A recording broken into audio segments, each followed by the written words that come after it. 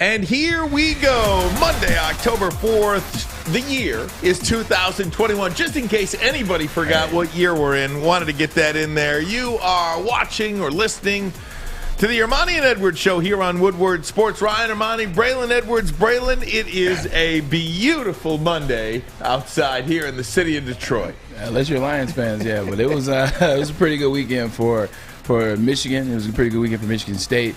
Not so good, though, for Detroit Lions, man. We'll talk about that soon, man.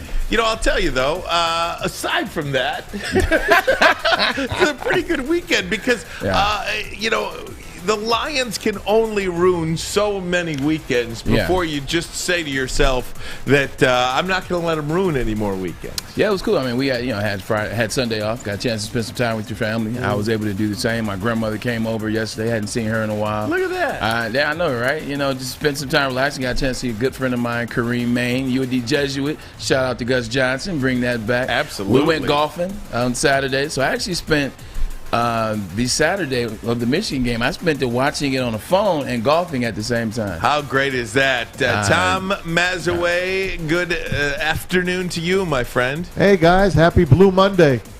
Happy Blue Monday. How you feeling today, Maz? I'm good, man. I'm ready to go. How'd the pregame show go yesterday? Missed you yesterday. We missed you guys. Neil and Joik did a great job. Jade, we had fun. We had a good time good conversation. How was O'Toole's on Sunday? Because we haven't done the O'Toole's on Sunday yet. We did it on Monday Night Football. Yeah. How was the O'Toole's? It was quiet when we first got there, but as soon as like 12 o'clock hit, got to going. They started going in. People wanted to start watching their Lions, right? And Bears. I had some Bear fans there as well. Shout out to the Bear fans who showed up to the pregame show yesterday. They'll be back there this week at 11 o'clock, Detroit at Minnesota, as the Lions look for win number 1 on the season. We'll get into some college football because I think Braylon and I are both passionate about college football coming up in just a little bit. But obviously we have to start. I think your hat gave you away. Yeah, right. Obviously we have to start Monday after another Lions loss with these Lions. You know, there's so many ways to go with this thing, and you know, I took a ton of heat last week for be careful. Basically going hard after these guys and saying what is different about what you're seeing on the field. And Braylon, you could be out executed all you want, but when you're lining up offsides on a punt late in the fourth quarter, not once, but twice, because you did it once. The Bears bailed you out with a timeout, and then you come back and line up offsides again. The Bears get the ball, and the game is over. There were so many errors, mental errors, silly plays, coaching question marks. I'm really not sure where to go with it other than, quite simply put, this franchise is among the worst in the National Football League this season, and of course, for many, many decades. Just another Sunday. It's one of those things where we talked about it Friday. We talked about it Thursday, and all of us were on the same page. Myself, Maz, you included. And what we said was, in terms of having a team that's a new regime, new players, not a lot of meat on the bone in terms of these players being, Pro Bowlers, these players coming back from Pro Bowl bids or being really good players. It's a bunch of unknowns. So how you have success is you don't beat yourself. You don't shoot yourself in the foot. You don't make the same mistakes. You don't make mental errors, which happen anyway. It's a part of the game. MEs are a part of the game, or missed assignments, MAs. And then no self-inflicted negatives. That's what they call it. Sins. Self-inflicted negatives.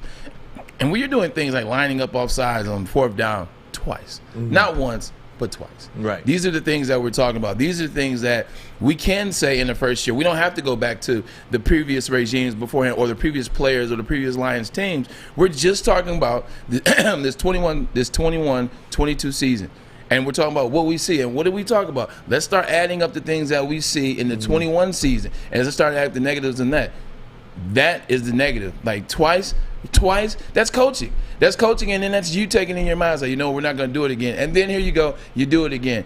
You cannot win in the National Football League making simple mistakes like that consistently. Tom Mazawey? Jared Goff, let's count with him first. He doesn't look like he's very comfortable. He doesn't look like he makes good decisions. Sean McVay is a very smart football guy, smarter than me. Younger, but smarter. I don't know about that. You kind of smart over there, man. Thanks, man. You're kind of smart over there. He kind of knew to cut his losses. He sent him over here. Still, the trade was great. Stafford wasn't going to win here anymore. We're rebuilding. It was a great trade. But the guy, and we all know it, the word on the street, it's not even on the street, the proof's in the pudding, his hands are smaller than the average quarterback. Yeah. He fumbled 3 times yesterday, lost 2, made bad decisions on 3 fourth-down plays, missed wide-open guys again like he did against Green Bay. And Dan Campbell, I really don't have an issue with him going on 4th down. I don't like that he didn't line up to maybe trick the other team. Let me put a guy in the backfield at least. Let me – oh, no, it's 4th and 1. They're going to throw, of course. Yeah. There's no secret. It is what it is. There's no secret. Then you get the injuries to Aquara and Ragnow. Ragnow was our best lineman. Terrible injury there. Aquara, one of the best defenders that we had. Yeah. Terrible. Achilles. He's going to be done at least a year. Ragnow snaps the ball. It's like Keystone Cops. Hits the guy in the face, and it goes right to the bear. How many times have you been watching a Lions game and you said, yeah, oh, my God. Again. I've never seen that before. No. I had it written down here in my notes. Oh, my God. Only I've in Detroit. never seen I'm that not before. shocked. Only in Detroit shocked. can the center throw an interception. only in Detroit can the center be credited almost for an interception. And going back to what you said about Sean McVay, understanding what he had in Jared Goff and cutting his losses, and to this moment, you see how exciting it was in the beginning of this, training camp and OTAs and minicamp when they talked about being able to move Jared Goff. They just seemed so happy, so excited. It's kind of like, it's like the weight of the world was lifted off their shoulders, and you know why that is. If you go back and watch the Rams films when they were having success with Jared Goff, the year they went to the Super Bowl, they were successful because they had the best running back in the NFL on their team. And they had a pretty darn good backup, too, in C.J. Henderson. It made things a lot easier. He really didn't have to think for himself. He really didn't have to make the big play in the big moment. When they needed him to make the big play in the big moment in the Super Bowl, he couldn't get it done. He couldn't score any points. He couldn't make any plays. And that's what you're seeing out of Jared Goff. Like, if you look at these numbers, 24, 38, 299, pretty much 300, 2 touchdowns, no interceptions. But if you just watch the flow of the game, a lot of those came when, towards the end of the game. They come when they're not big moments. Like, he has those yards and not big moments. He doesn't have them when they need to play, when they need to make the throw on 4th down, when they need to make the right read to get the ball to Quintez Cephas, who, oh, my God, was wide open. Kind of similar to the Green Bay. On that 4th and 1 play, right? Very similar to the Green Bay game. And it was so much made about that being a terrible play call. I mean, just look at Quintez. He's scoring on this play. He's scoring. Up top, the safety is with the tight end. Safety is with the tight end. Look at him. He's focused. He's locked in, and he's on the outside hip. Look at down here in the flat. The guy is trailing the wide receiver, which means he's running away from Quintez Cephas. This is a touchdown. These are the things that you can't. He cannot make the play in the clutch. He cannot make the play when the play is needed. So that's he looks lost. Yeah. He looks uneasy. He looks like he hasn't played quarterback. It looks like he doesn't love the game. Like, he's just playing it at this point. Right. So that's an execution mistake that you'd think, right? And part of a rebuild is not having the talent to execute plays, right? That guy's wide open. Right. He missed the read. It has nothing to do with talent. They're getting better. The receivers are getting better. Khalif Raymond, 100%. is a player. You saw that too. He's a player. 2 touchdowns. He's a player. You were happy when we got Khalif Raymond. That's a good call by you. You missing an open read, Ryan, that's not talent. Right. That has nothing to do with the rebuild. That has nothing to do with, he doesn't have anybody to throw to.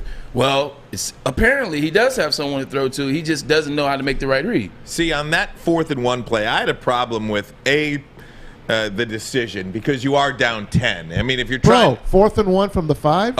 Or from the 8, whatever. 4th and 1? Yeah. Fourth and 1. No, you go. Okay. If you make that decision to go then, down 10, you better get it.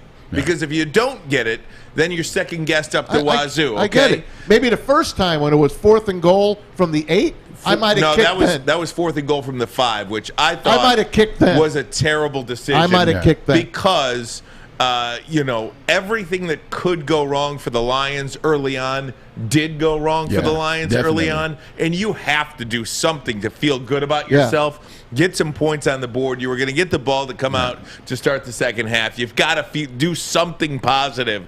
And fourth and goal from the 5 is a terrible spot on the field. That's a bad spot. Terrible spot on the field. The problem with getting into situations is, 4th and 5, 4th and 8, you go for it. You look at the 4th down against Green Bay.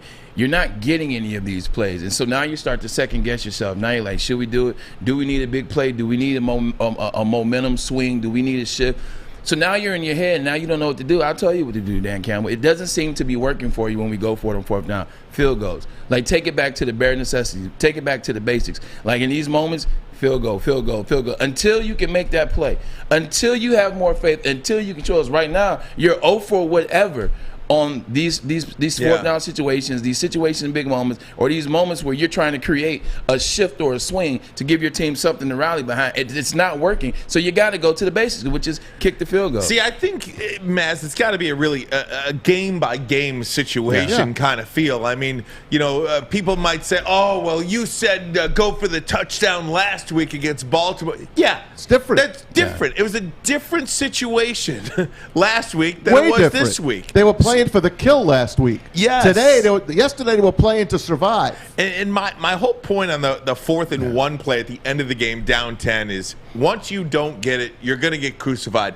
I had a problem with rushing it. Why rush it? Because he doesn't seem to be able to make the right play on 4th down. Can't you huddle up?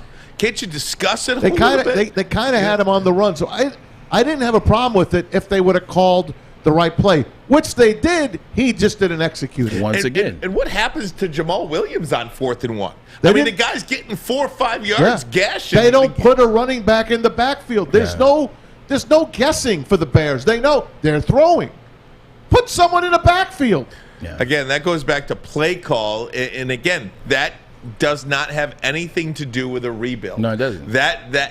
These are the problems that I have with this coaching staff, with this quote-unquote regime that we keep talking about, because that's not you could have 10 all-pros. If the coach is lining you up like that, I mean, what's different? It's just malfeasance on this coaching staff. 4th and 1 on the 5 or the 8, whatever the hell it was. It was the 8. You go for it. That's a no-brainer. You go for it. You're a professional team. You better get it. Down 10 with the game on the line. That's all I'm saying. I know. Anyway, they caught up after yesterday's game. Of course, you go to the press conference. Jared Goff talked about that 4th down play. Of course, you always want to go for it as an offense, and unfortunately we didn't capitalize on any of them today. And obviously, it's a different day if we do. It's a different game, and overall, all the in the red zone errors would have affected the game tremendously. First 3 possessions of the game, 3 trips inside the 10. They look good. It came away with 0 points. That's on Jared Goff and the offense. Yes. We'll talk more about this. Want to give you a bright spot as well. You'll hear from Dan Campbell, and I'll give you a bright spot. Absolutely. Okay. We'll do that next. Ermanni and Edwards. Woodward Sports Network, the bottom line. Make sure you download the Woodward Sports app in the App Store and the Google Play Store today. Take Woodward Sports with you wherever you go and listen live on your phone or mobile device. Fellas, football season is here. It's time to make your grooming experience easy like Sunday morning. Get to Lady Jane's Haircuts for Men. Walk in, relax, watch your favorite team play, and before you know it, your hair will be game ready. Get to Lady Jane's, open 10 to 8, 7 days a week. Walk in anytime. It's wicked awesome. Hey, everybody, it's Maz for our good friends and studio sponsors, MyBookie.ag. It's always winning season, and you can do it on Wood right here at Woodward Sports with MyBookie. Winner take all, the Super Contest coming up. They're the only sports book that offers online Super Contests, so you can't miss out on this exclusive promotion. Enter now. Enter for $10. Turn it into $10,000. Weeks 5 through 8, that's coming up this week. Make 5 picks against the spread, get them right, earn points, rise up the standings. Whoever finishes first takes home the $10,000 grand prize. Packers, Bucks, Titans, Vikings, Ravens, you got it. There it is, 5 picks. And if you need another reason to head to MyBookie, celebrate the start of the MLB playoffs tomorrow. Red Sox and Yankees. The winning season is here, so get to MyBookie and, of course, use the promo code Woodward. Well, they will double your first deposit right then and there. Up to $1,000, mybookie.ag. Use the promo code Woodward. Bet anything, anytime, anywhere with MyBookie. Yeah, you know what, we need a lot of third down work. We need a lot of red zone work, and so that's what we're going to start focusing on. We're going to do a ton of work down there. We've been able to move the ball pretty good. I mean, we did it for the most part today. Inside the field, base downs, first, second down. But now we get into some of these third downs, fourth downs. Got to have it. We get in the red zone, so we need work. And if we got to do 3 days of that this week, that's all we'll do. We want to work base, but we're going to get better at it. Yeah, first thing I was going to say is, remember I told you last week my stepfather had a saying, is like the Detroit Lions, another exciting loss. Well, I got another saying for you. You want to watch an exciting game? Just turn on the Detroit Lions in the fourth quarter. That's always seems where it gets to be some excitement. Always. You don't even have to watch the first 3 quarters of a Detroit Lions game. Just turn in the fourth quarter, and it's going to be something that's going on. It's going to be some attempt at a comeback, some random comeback they had, or some interception off a Lions butt, or some 66-yard field goal all against the Detroit Lions. You want to watch something exciting, turn on the Detroit Lions in the fourth quarter. I had to step away from the game yesterday for a little while. Yeah. I had to. It was Cider mill? No, okay. it was just creating such a negative emotion. Look, I love these guys. I love this franchise. Why? I don't know. They have given me nothing but heartache. I have gotten zero joy from the Detroit Lions over the course of my life. And I'm not even talking 0.5. The Detroit Lions over the course of my life have given me zero joy. I don't know why I care so much. I don't know why I let them do it to me. But I had to step away from the game yesterday, Maz, because I was getting, really mad. What was your tweet again yesterday? You put it out, and then, of course, I was the first one to comment on it. I stepped away from the game. I can't do it anymore. I won't do it anymore. I won't be back, Isaac, and I wrote, you will be back. You'll be back in a couple of minutes. And honestly, I never left at that point. You will be back. I still didn't leave at that point. But I want this coaching staff to work out so bad. Me too. I need this coaching staff to work out so bad. I can't do it again. There's nobody out. What are we going to do as a franchise? And I'm just not seeing it. I don't see it. And I don't know how to describe that, Braylon. Yeah, I get it. But when I see these guys making just buffoon move after buffoon move. Well, how did Frank Ragnow get pulled into this? How did he become lionized yesterday? I mean, when you're picking off the center. The Chicago Bears picked off the center. Frank Ragnow is the best center in football. The best. That only happens here. He got lionized yesterday. What's an interesting thing is I was listening to Dan Campbell right there in that the presser at the end, and I was thinking the same thing yesterday as I'm thinking right now is they haven't had a chance to figure out what they're good at. They haven't had a chance to figure out what they are not good at in terms of in the preseason, because none of their guys came back. None of these guys have been stars. None of these guys have been players. Think about it. DeAndre Swift. He's still trying to figure it out last year and going into this year. Jamal Williams, he can run a little bit, but you don't know a ton about him. The wide receivers, you don't know a lot. TJ Hawkinson, their offensive line, is probably the only thing that you really know in terms of a definite, what they're good at. He took a beating yesterday. Yeah, he took a heck of a beating. How long is he going to want to be here? Now, what I mean by that is when you don't know players, when you come into a situation, you're trying to find out the things that you're not good at. Like, let's say you take a job and this is before. They have Calvin Johnson still. They have Matt Stafford. Immediately when I come into the franchise as a new coach, a new coaching staff, and I have Calvin and I have Matt Stafford, I know I got a guy that can go up and get the ball. I know I have a safety valve. I know I got a guy that can get the ball down the field. I know I have a quarterback that's going to fight it out and be tough. I know I have a quarterback that'll always be there to potentially put me in a situation to win the game at the end. I know that going into it. Now I got to find other things. They don't know that. They don't know about their red zone offense and defense because they haven't been together. They don't know about running the ball because they don't do it consistently enough. They don't know what they don't know, and pretty much they don't know anything. And they're trying to figure it out on the fly with guys who are just placed in there until they get the guys that they want to have ultimately next year. Waivers after this, not waivers, but before the trade deadline this year, off season next season. They don't know what they don't know, and that's pretty much everything. You hit it on the head, Bray. And they really don't. And I heard Terry say this at Big D Energy with Neil Rule earlier. They don't have a calling card. They never had a calling card. You need to see the Pittsburgh Steelers. They're going to run it down your throat. They're going to throw to their tight end.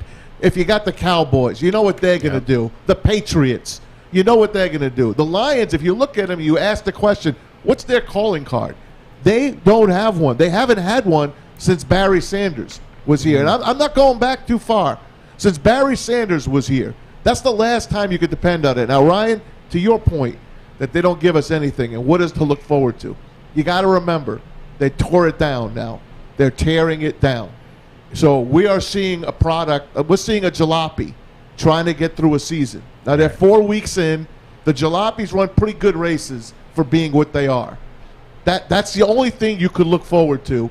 And you just got to look at them and say, hey, going on 4th down, go ahead. And if we get it, great. If we don't, okay. We're that closer to getting that number 1 pick. I hate to do it. Yeah. We're only 4 weeks in, but let's face it. If I had the draft button right here, I would hit it right now with the little ESPN.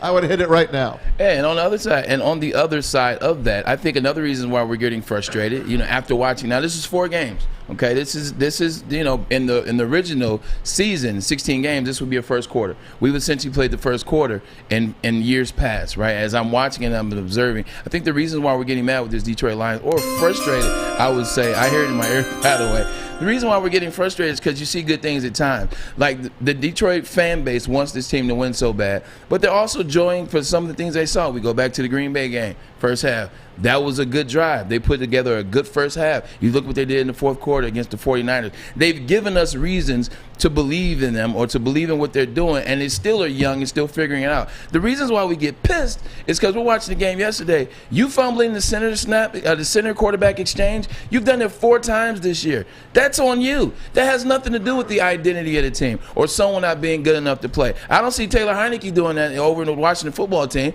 He's somebody just got plugged in there. He's somebody that was playing for an arena team or whatever the hell he was or where he was. He's not fumbling the snap. That's something that Jared Goff can change. Lining up off sides. That's something that's going to drive the fan base crazy because you can change that. Like, that's not something that has anything to do with you not being as good as the Green Bay Packers. You not being as good as, whatever team is really good. That's something minute that shouldn't happen. You shouldn't have these kind of plays. Those are the things that we have the permission as journalists and as fans of the Detroit Lions to get mad at and to get pissed at because you shouldn't be doing that. You have no business. It doesn't matter if you're not Julio Jones or Derrick Henry, whatever. Guess where you're at? You're in the NFL, which means you earned your way here. Now you got to prove it. But, Braylon, I think everything that you said is exactly the problem that I have with these guys. It's those little things. It's that attention to detail that you must have for a successful NFL franchise. We talk about changing the culture. Can you do that without winning? I don't believe this ain't 3rd grade Pee Wee football. You can't, just because you play hard doesn't give you, no participation medals here. Look, I don't think you can change a culture without winning, but I certainly don't think you can change a culture without doing the little things right. And when you line up off sides twice to essentially end the game for you, you got no chance after that. When you're fumbling snaps, when you're getting into the red zone and not coming away with points, when you're rushing 4th down calls, when your coach takes 6 points away from you, I think these are all questions that you can look at. Now, one positive I got out of yesterday's game. I'm dying to Here's the positive. You guys ready for it? I thought the defense played really well yesterday. I really do. Okay. After the Detroit Lions offense spotted after the first 14 points of the game, I mean, that opening drive, they marched down the field. But after that first 14 points, after the offense just kind of set them up poorly with 3 times inside the 10, couldn't come away with any points. After that first punch in the mouth, the defense, the rest of the way, gave up 10 points to give the Lions offense a chance to get back in the game, which they ultimately did get back into the game. So I think the defense played well enough to win yesterday. The Lions offense didn't come through. It's just something about the Detroit Lions, and I don't want the fan base to jump and beat me up when I give this point, because I'm trying to work it out in my head as I'm saying it. With the Detroit Lions, join the party. But at least I had you as an example, so I'm kind of treading lightly on my words now. But when you watch the Detroit Lions, it's almost like in the first half of some games, like this, in the first half of this game, this is another game in the first half where they didn't score. Much like the opening game of the season where they just don't score in the first half. It's almost like for the first 30 minutes, they're like, oh, we don't belong here. It's something about we don't belong here, or and that's what you see. They just feel like they don't belong. But then in those games, in the second half, they find themselves. You're like, oh wait, we do belong here. And it's like then they have that they hit a switch, and now they do believe they belong here. And now they are making some plays, and now they do get closer, and they kind of pull within range to a certain extent until the game's out of range. Or those games where they play in the first half, and they play good, like the Green Bay Packers. It's like, oh, we're playing. We belong here. We feel good. We should be here. So what? This is Lambeau. We can make it. And then in the second half, it's like the first thing that bad happens, it's like, nah, you know what? We weren't supposed to be here. We are the Lions. Like it's something. It's something has to give. You're gonna have to put together a first and second half. You're gonna have to do it. And I don't care that Dan Campbell and we go back to the players that are figuring it out, and before they get their players in there, injuries. You're gonna have to figure it out. You're gonna have to play a full game, and you got to show me this is NFL. You got to get it together. Hey, the Jets, Giants, Colts, they won yesterday. That leaves the Jags and the Lions, the only winless teams in the NFL. And did you see the stat on Penei Sewell yesterday? Let's see it. Let's put it up. Kyle Meinke wrote this up, Pro Football Focus. He did not have a very good day yesterday. And, Rye, you could read those numbers. So Penei Sewell allowed 2 sacks. Again, this is courtesy of Kyle Meinke's Twitter. Penei Sewell allowed 2 sacks, 7 pressures, and was Detroit's second worst offensive player per Pro Football Focus. Now has back-to-back games with worse grades than Taylor Decker has ever had in his career. Just a reminder for those about those going to get ready to lose their minds when Decker returns to left tackle. And I think we've transitioned after talking to Lomas and talking to a couple of other people regarding Taylor Decker getting back to left tackle. Again, we may have, and it looks like we probably did, overreact to one good game against Nick Bosa. We wanted to. Absolutely. We needed to see that. Yeah. We needed to say we got it right this time. And again, look, in no way, and please don't misunderstand what I'm going to say here, but Penei Sewell is struggling. He had a good game, but for most of training camp he has struggled. Through all of the preseason he has struggled. Yeah. He had a good game against Nick Bosa. Came back with a good game again in Green Bay. Decent, yes. Yeah, decent and then has regressed over the last 2 weeks. So... Well, they watch film. Yeah. NFL, the Lions, they might watch film, but the rest of the NFL for sure watches film, so they kind of know this kid does this. He's 20. He's going to be 21 in a couple weeks. So hey, we can do this. It just makes me raise my eyebrow a little bit and saying, man, oh man. Now it goes. now it gets back to our dear friend Tom Mazawey. Every time we're watching these games and we're seeing less performance, worse grade. Now I got to jump on the bandwagon. We should have drafted Micah Parsons. And he had Justin Fields to thank yesterday as well. I was thinking about double-edged Hey, I got to get yesterday. to a break, guys. I'm way over for a break. That's all right. Don't worry about it. Question for you guys to ponder over the break. First quarter of Lions football is now over. Are they better than you thought they were? Are they worse than you thought they were? Or are they just about where you think they'd be now that the first quarter of football is now over? I want your thoughts on that. We'll do it next. Ermanni and Edwards. Woodward Sports Network, the bottom line. That's a good question, man. Tony is a third-generation logger that has a simple, practical approach to life and work. That's why his Coast DX342 knife is perfect for him. The stainless steel blade is rust-resistant and made for all-weather use. And the double roll-lock safety ensures that it will never inadvertently close when he doesn't want it to. That's why Coast is trusted tough. Hey gang, you want to start a new career in an industry that is always essential, no matter what's going on. You gotta have the heating and cooling industry. And if you want to learn more today, there's a lot of jobs out there. Forget about the jobs. Learn about a career. Have a career, a high-paying career. You can come out making north of $70,000, please. I could screw a light bulb in. I'd be all over this. I'm telling you. Look, all you got to do is just check it out. Look at the website, northwesterntech.edu. Do yourself a favor. You want a career change? Did the pandemic get you thinking about things? Look, northwesterntech.edu. Are you where you want to be in life? northwesterntech.edu. Here's what we can't allow anymore. I said this before, but we need these young guys to grow at a drastic rate. And as long as you're not making the same mistakes, not playing scared, but the same mistakes are showing up now a little bit, and so it's just we got to find a way, or we got to find somebody else that can do them, and whether that's in the building, which we've got a couple other guys, or you go from there. But it's not from lack of effort. It's not from want to. It's none of those things. But we just, they're. So that was Dan Campbell post-game yesterday. He is speaking with the media right now. If he says anything newsworthy, we will bring that to you right here throughout our program. Everything but again, he says is newsworthy. Yeah, right. But again, the young players, obviously, it's not because they don't want to. It's not because they're not trying hard. Maybe they're just not good enough. And I did make a slight I said the first quarter of the season is over. Almost. So there's 17 games now. Usually, 0.1. You're right. 4.1. Right. 3.9% of the season is now over. That's better. Yeah. Braylon, assess this team after 4 games. Are they where you thought they'd be? Are these Lions who you thought they were? They are. Dennis Green. If I'm being 100% honest, they're exactly where I thought they would. Really? Be. They're exactly where I thought they would be. And I put it to you this way. This is where I'm coming from.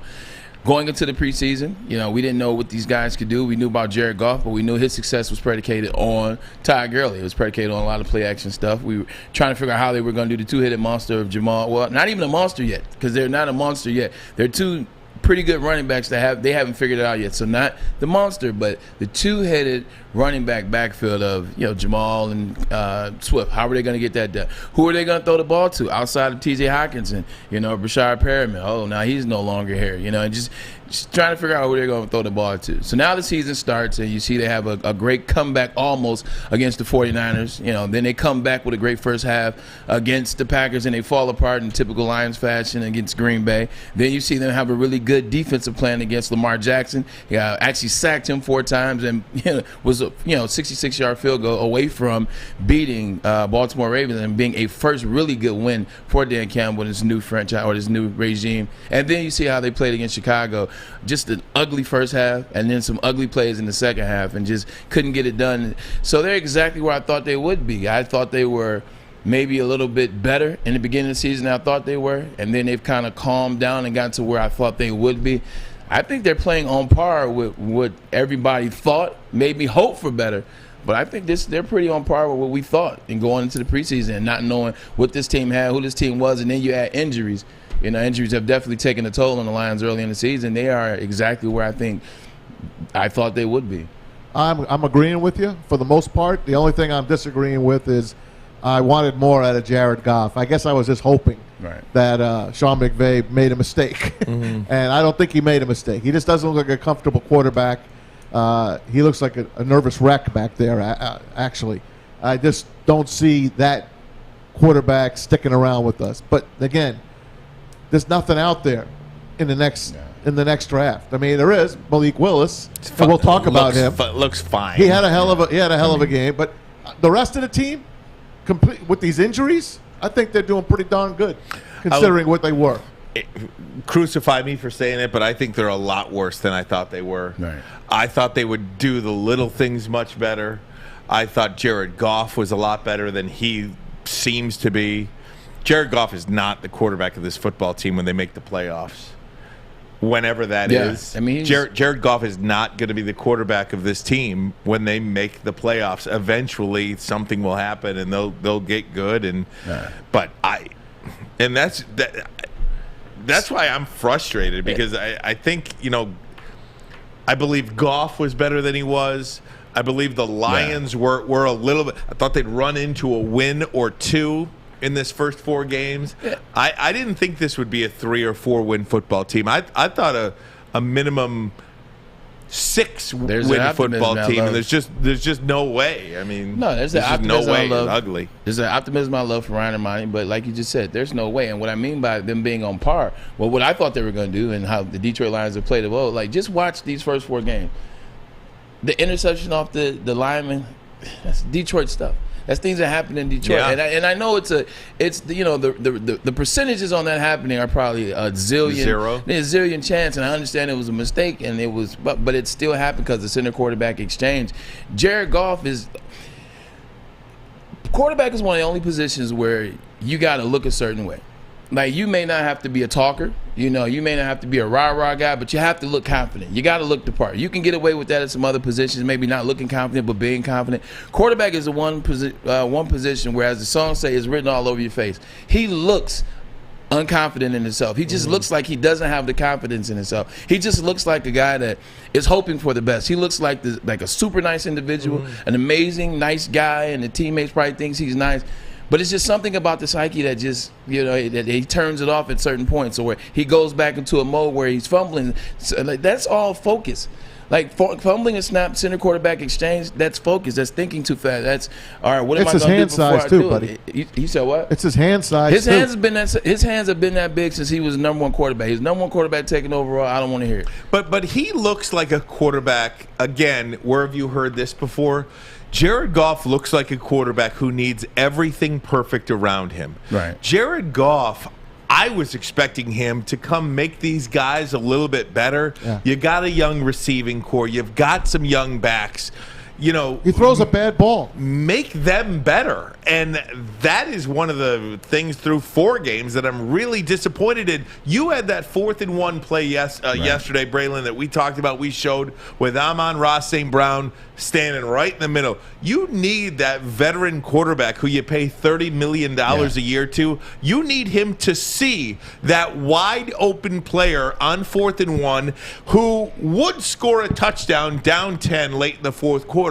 That's on Jared Goff, and I am disappointed that Goff is not better. But you just said it 2 seconds ago, and in that sentence you said it. Jared Goff looks like a quarterback that needs everything to be perfect. Well, what happened? Where did he get drafted to with the Los Angeles Rams? At the time, they were the St. Louis Rams, soon to be the Los Angeles Rams. He got drafted to a team that had the best running back in the league. They had a great secondary running back. They had a great coach in Sean McVay, who knows how to conduct the offense for a quarterback. Then they had a good offensive line. Then they had really good receivers. Like, they've had good receivers since he was drafted. Even to now, they still have good receivers out there in Los Angeles. He came into a situation where everything was perfect for him. Everything was set up for him to have some success. Now, I didn't know he was going to get to the Super Bowl, but it was set up for him to have success. It's not that here. It's not set up perfect. They still haven't figured out the run game. They still haven't figured out how to consistently run the ball. They still haven't figured out who to throw the ball to, because they lack that. They lack a number 1 wide receiver. I like Cephas. He's not a number 1.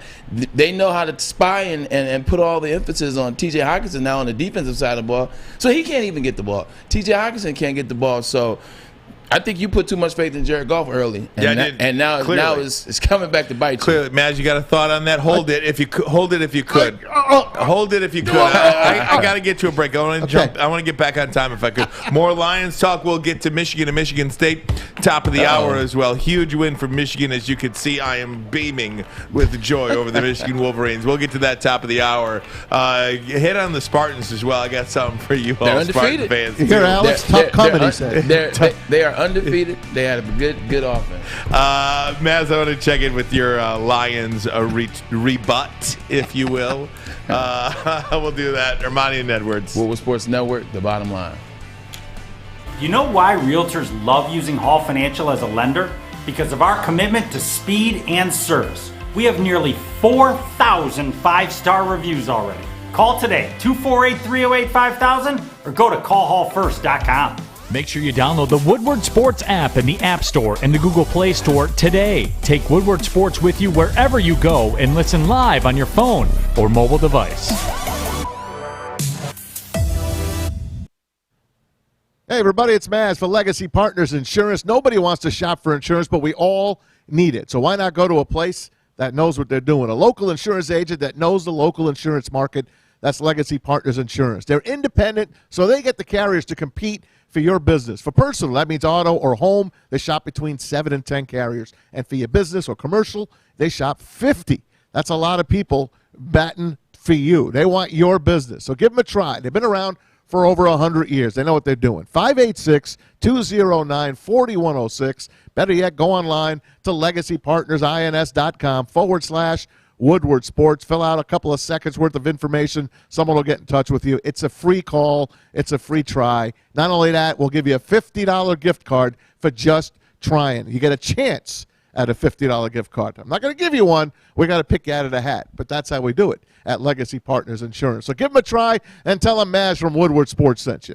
All right, Maz, I cut you off when we were talking about Jared Goff, and is he the guy that's going to be the quarterback on this team of the future? And look, I'm very disappointed in him. You didn't cut me off, bro.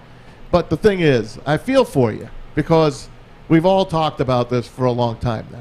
And we all know that, watching the NFL draft board, and you read everything, and you say, there's not a quarterback that's worth grabbing until pick 15 or so. Yeah. Lions are going to have a top 5 pick. Got to address the defense. Maybe a top 3 pick. They got to address the defense. I understand. But you were saying we have to rely on Jared Goff. And you know what? I don't think that's what you have to do. And I brought it up last week to you. And I'm going to bring it up again to you. There's a guy named Deshaun Watson out there. And I would trade Jared Goff or whoever the heck they want and my 2 number ones and get that guy if he is cleared to play in the NFL. Now, I know the Miami Dolphins are hot and heavy after him. I still think they'll get a deal done here in the next couple of weeks. If they don't, I still think that you can go after a guy like that. Although you need that defense, you need that quarterback. That's the first thing you need is the quarterback. And Goff, you could see, he just does not make the decisions. He does not throw a good ball. You saw how he missed in the Super Bowl. He misses. Yeah. He misses. I agree with you now. Last week you asked the same question. I believe it was Friday. You asked. Yeah, I dismissed it pretty easily. I dismissed it as well. I said no, I wouldn't give up, Jared Goff as well as the 2 first-round picks.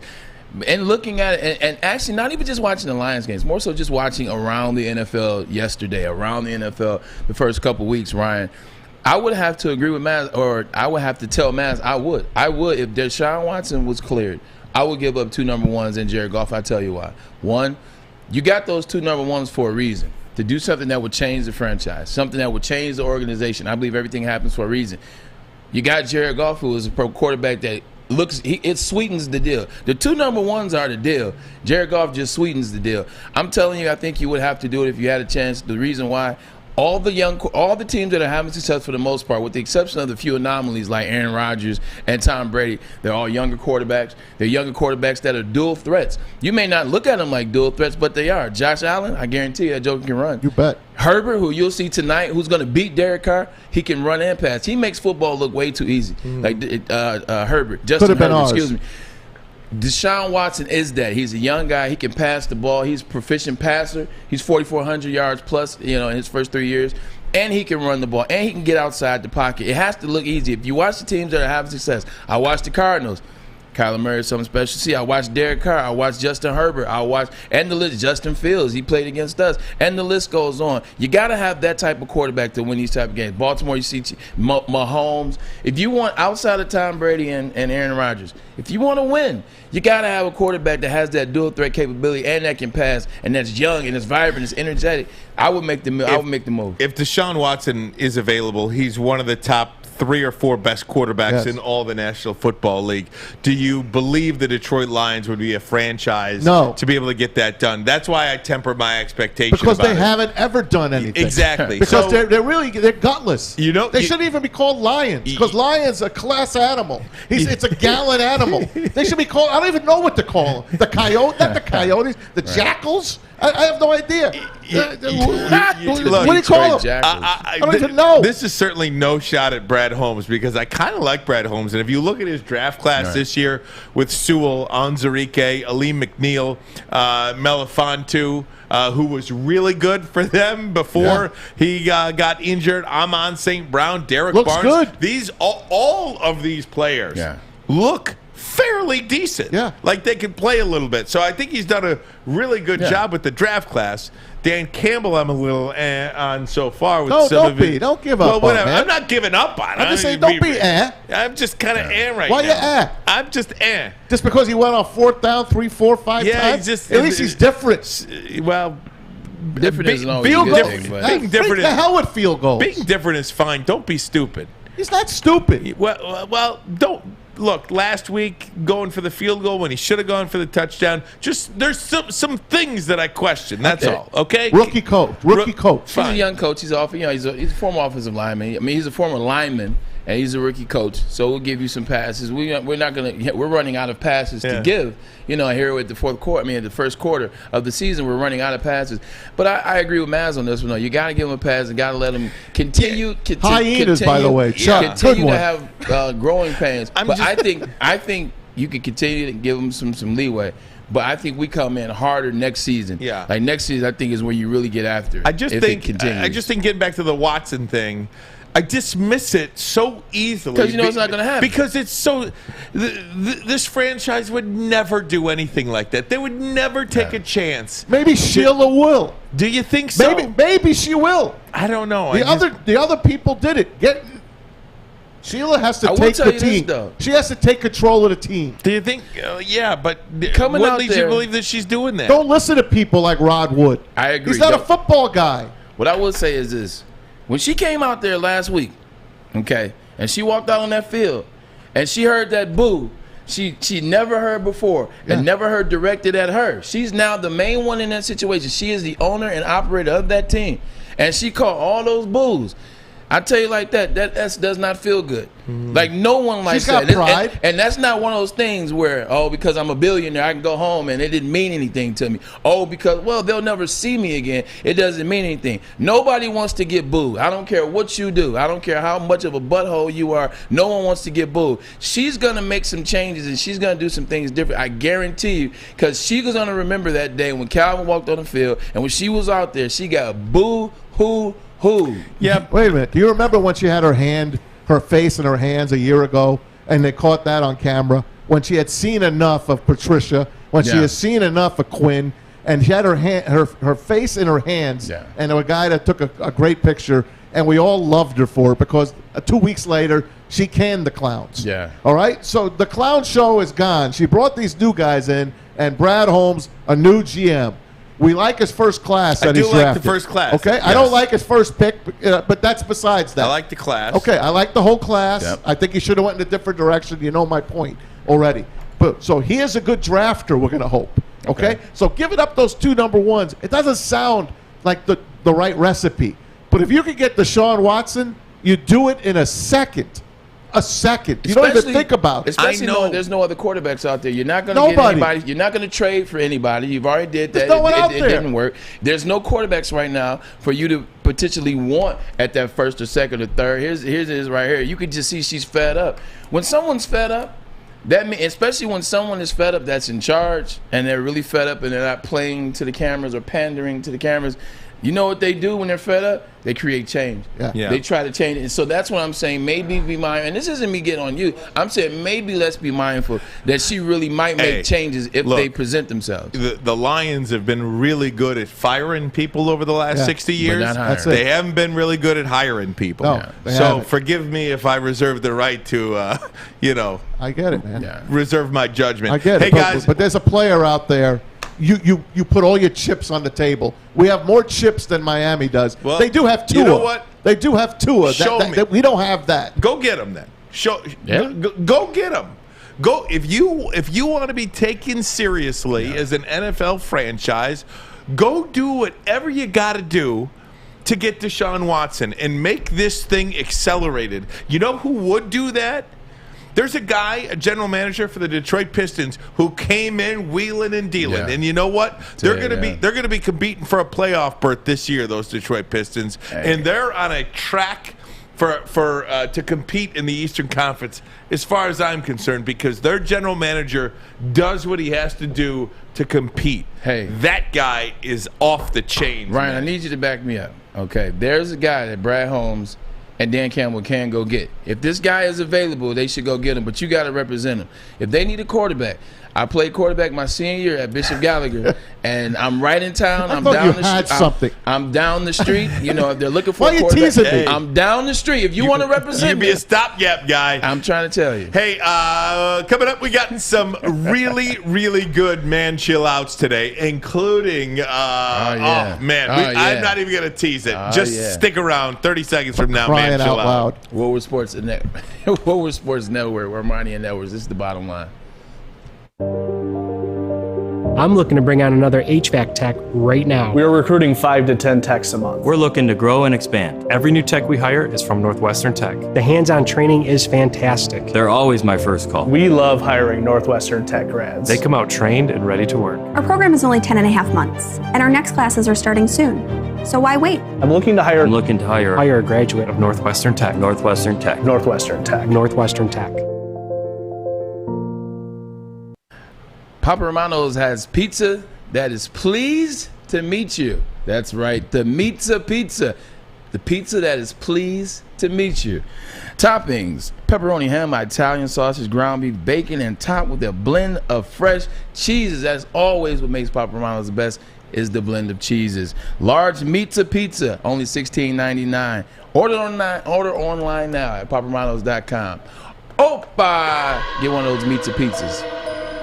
Oh man, this is a good one today. We've got, there's so many good things to talk about today. I don't know if we can fill it all in one day. But we haven't even scratched the surface. I know. Oh, we talked about his Lions so far. I know, it's just so good. But we'll talk Michigan State at the top of the hour here. But it is time for a segment we like to call Man Chill Out.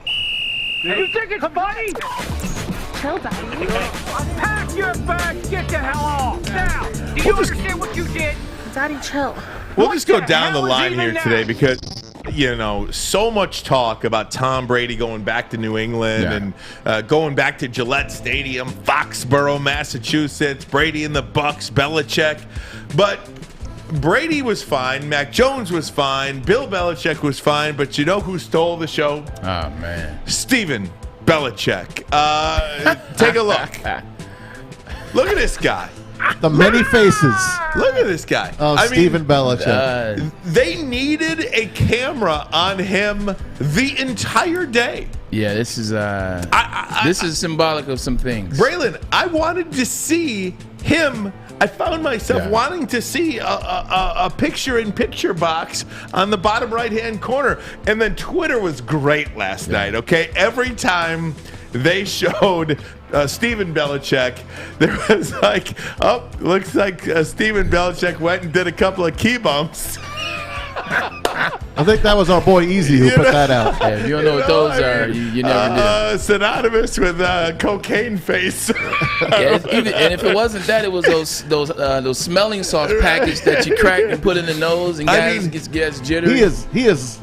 This guy is Laced. strong. What is his role even? Crazy thing about it is this isn't new. Role? This isn't new. He's been like this for like a year and a half, 2 years now. But the problem is there was no Brady on the Patriots last year, so there was no cameras. There was no game for the Patriots for you to see this. Now you're seeing it. That's how he's been the last 2 years. I mean, the mullet is second to none. It is incredible. You think this guy will be a head coach one day? He's the outside linebackers coach. Well, no, I can't believe. Yes, you know he what? will. Look, Yes, he will. if there's an organization that is going to give any more Belichick disciples a chance, then but he's more than shame on them. He's more than just a disciple. He's also his son. Again, I think he if I told you that was Belichick's son, you wouldn't believe it. Like you look at the mullet, you look at the oh man, you look at everything that about was him. But significant mullet. Who's not going to give him a head coaching job if he gets a haircut? So I will say to Steven Belichick and all of his facial expressions. Don't tell him this. Let him keep doing it. Man, get him, Ryan. Chill out. Yeah, whatever's causing you to make faces like that, chill that out. Let's just go that route. Whatever's causing you to make faces like that, chill that out. Chill that out. I'll go next. Mine's is it's in it's in parallel with the game as well. Tom Brady needed 67 yards at the start of the game to come in there and pass Drew Brees as the all-time passing leader in NFL history. And I just thought that it would be a bigger moment. I thought that it would be a concise, well done timeout call. They honor Brady. And this starts to go into my man chill out about everything. So first of all, the refs get the spot wrong. And twice. So they spotted wrong the first time, because the first one should have been a yard short, but they spotted it and they actually tied the record. Then they moved it up another yard, which is now 2 yards from where the ball really was, and it broke the record. It was the most lackluster record-breaking throw or catch or yard or feat in NFL history. And then they don't take a timeout. They don't honor it. I can't believe they didn't do anything to honor it. And then people say, well, he no longer plays for the Patriots. He's a Tampa guy. He left. First of all, he got forced out by Bill Belichick. He got forced out by the franchise and Bill Belichick. Before Tom Brady got there, how many Super Bowls did the franchise have? 0. When he left the franchise, how many Super Bowls did they have? 6. Played in 9. 6 wins. I don't care. Like, you know how comfortable Tom Brady has made your football Sunday for 20 years? Do you know how comfortable he's made it when you guys have got to talking about championships with any other franchise? Like with any other one of your friends, one of your homies. I'm a Patriots guy. Let's say I live in Boston. I'm talking to my boy who lives in Detroit. I got 6 bowls in the last 20 years. You guys haven't even had a playoff win in the last 30. Like, he's presented that for you. He's allowed that to happen. You don't take a timeout. You don't honor him the right way. You join Team Belichick. You guys, you cheer in the beginning before the game starts. Then you boo him when he comes out to take the first snap. Patriots fans, you are a part. You, the refs for getting the call wrong. The whole, everybody involved in the sham on last night, on Sunday. Everybody involved with it was disrespectful. Tom deserves better than that. All you guys need to chill out. They need a do-over. They need to do-over. Play this game next week. It should be a do-over. Let them know. What do you got to do over? Braylon, what do you got to say to them, please? Most disloyal fans I've ever heard in my life. They booed. He doesn't play for the franchise anymore. He chose to go somewhere else. What? We will die for a Super Bowl. One Super Bowl. If somebody came and won a Super Bowl here, just to get in. Look at Toronto. Look at Toronto and the Raptors. How much love they have for Kawhi Leonard. Kawhi Leonard came there as a business deal. Everyone knew he was leaving. He wasn't going to stay. They are so happy that he gave them that one ring. They would do anything. When he comes, they show love. They're nothing but fans on Twitter, and they show him nothing but love, and they tweet at him, and they hearts on everything he does out in L.A. Hey, Braylon, I got a question for you. What? What do you have to say to the Boston fans? Man, chill out. Get it together. Maz? Oh, man, mine's going to be really simple. We've been talking about the Lions the whole time. I'll keep it Lion-esque for you here. I think I've seen enough of Jared Goff. I really have. I was fooled. I was fooled. You got duped. I mean, I heard about his hands and everything, and I got small hands as well, but I'm not a quarterback. He's got those. And I'm not what else they say about small hands. Yeah, exactly. I got that too. I mean, it just don't matter. It just doesn't matter. But David Blau, I think I'm ready to see David Blau. I'm ready to see TB12, Tim Boyle. When's he coming back from the IR? I'm ready. I just want to see something else, because what I've seen from Jared Goff is you miss wide open guys. You look at one guy. You don't. Maz, chill out. Wait, hold up. Is it Maz? Chill out? Is that the very? Because I've chilled myself out, I'm but done. like on a take from the day before.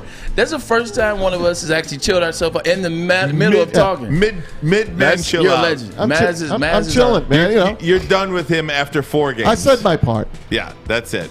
Hey, guys, you know what? I'm going to transition to college football next. What a weekend it was for the Michigan Wolverines. We'll get into some Spartans Michigan State as well. Absolutely, we'll get into the Spartans talk. Good. Peyton Thorne, really good. Both teams 5-0. It is a remarkable turn of events in college football around here. I'm not sure too many people thought we'd have 2 5-0 teams in our area, but that's exactly what we have. And I think days away. For us, Braylon, it's all about Michigan. We will talk Michigan State, but your observations from Madison, Wisconsin, we'll do that next. This is Ermanni and Edwards. Woodward Sports Network, The Bottom Line. Papa Romano's has a pizza Come that out is pleased to meet you. The Mizza Pizza is a sizzling deal and fully loaded with pepperoni, ham, Italian sausage, ground beef, and bacon. Get a large Mizza Pizza for $16.99 at paparomanos.com. Make sure you download the Woodward Sports app in the App Store and the Google Play Store today. Take Woodward Sports with you wherever you go and listen live on your phone or mobile device.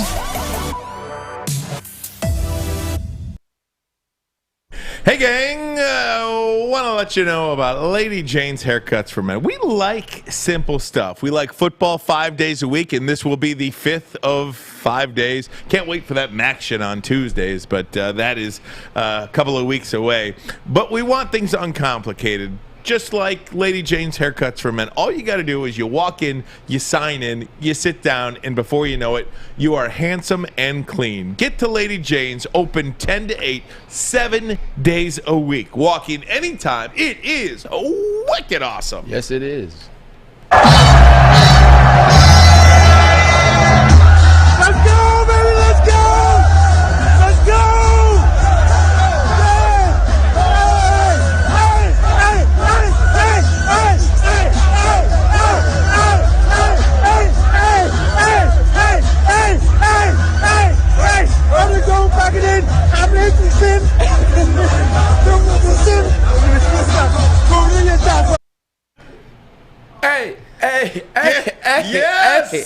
Hey, that's what I'm talking about, baby. Hell, baby. That's Hell what I'm talking about, victors. baby. That is what I'm talking about. We talked about it on Friday. We said we had to take a step back. Michigan is winning games the way they're supposed to be winning them, and that means just winning them. Like with the needs to running game, they give you the running game. If you need the passing game, you see the passing game. If you need the defense to step up, they step up. They match defense to defense. What Wisconsin defense, very good at the pressure of attack for the rush defense. Michigan still was able to squeak out 100 yards and make it easier in the other ramifications of the game. I was just excited for them. I mean, still some things you want to clean up in that game, but they went to Wisconsin, hostile environment, great defense on the defensive front, but Michigan played well. I loved just I still got aside energy from the going. game. Aside from the game, I loved that they embraced jump around, right, and that they had fun and they owned it, because this is still supposed to be fun, and when you win, it's fun, and they were winning, and it was fun. And this is exactly what we wanted to see. Tom Mazawey, I am on cloud 9 this morning. When I saw that on Saturday, I said, well, they owned it, and Jim Harbaugh is back. And what I mean by he's back is he's reinvented himself. He kind of knows, hey, I lost it back there in that Michigan State punt game. Yes, the ghost of Jim Harbaugh left me, but I think it's slowly creeping back into his body. Hell, he didn't even wear khakis. He wore blue pants. Michigan looked great with their blue pants. I loved him. Now, Bray, I want to ask you, how long's jump around been going on at Whiskey? 30 years. Okay. Did you guys jump around? No.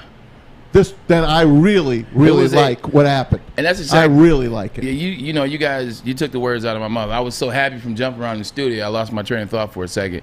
But it was one of those things where jump around was around when I was there last time, and we had a little conversation in the huddle. We were bobbing our heads a little bit, but we didn't own it like that. We didn't embrace it like that. We didn't know we could. Lloyd didn't allow us to do that. I guarantee you, and this goes to what you said, Jim Harbaugh had a conversation with his kids. I've been in these locker rooms. I've been in these meeting rooms. You have? I've been in these locker rooms. I've been in these meeting rooms. What happens is when you are going into an opponent's field, the coaches talk to you. The coaches want to exploit something. The coach will tell you, hey, you know what?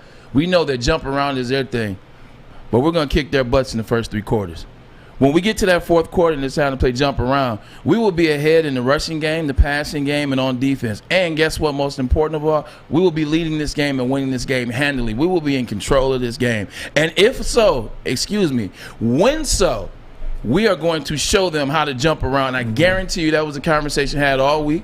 I guarantee they jumped around and played that. You heard what he said in the week. He said the neighbors were complaining how loud they were. Not really, but that there were going to be some neighbors complaining. That was his way of joking, saying that they would be playing House of Pain all week to get them ready, get them excited to be in that atmosphere.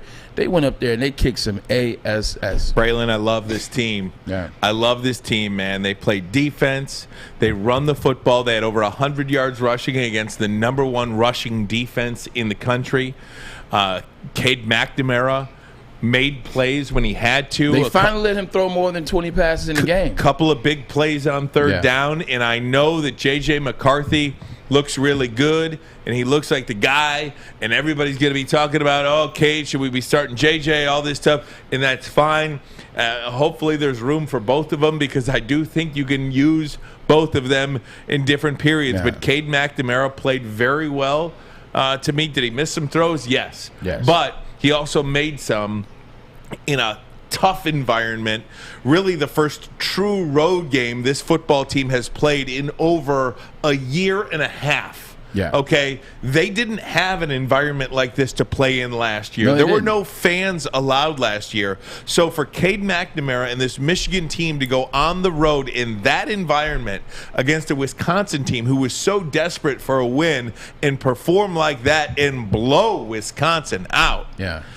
And still no turnovers for me, and I don't care that Alex Bowman threw a pick in garbage time. I still consider Michigan to not have any turnovers. If you can run the ball, if you can convert on third down, if you can play good defense, and if you don't turn the ball over, Braylon, that is a recipe for a lot of wins, and dare I say, competition for a championship. This team is gonna compete for a championship. Now, just sorry, go please. ahead. I love it. I'm very passionate about this. Enjoy the ride. Don't worry about Michigan State. Don't worry about Penn State. Don't worry about Ohio State. I said it at Big Boy on Friday, and I'm going to say it again. Because Neil got me going on Friday. Neil Rule got me going on Friday. When are you going to be excited about this team? And Neil says, when they beat when they end up in Indianapolis. And I'm thinking to myself as a fan, well, that's no fun. Yeah. The season's over at that point. Like, what are you going to do in the next 2 months? So enjoy what's happening right now. That's what I'm doing, and I'll take it week to week. On to Nebraska. It's going to be a tough environment. Night game in Lincoln.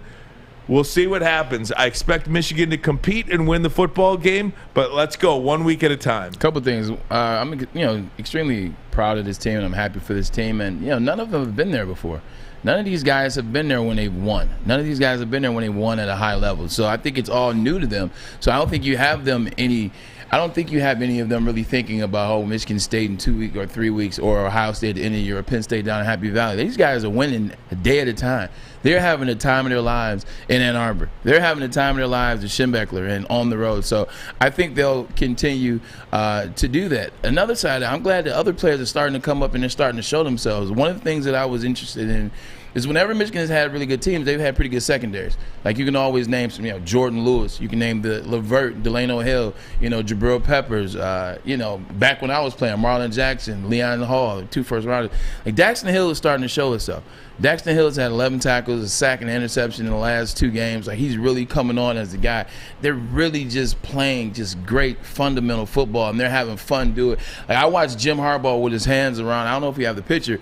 Had Jim Harbaugh with his arms around Cade McNamara before the game started, and he was smiling. And I haven't seen Jim smile like that since 2015. Even after they lost to Michigan State in 2015, he came back in 2016 and almost went undefeated.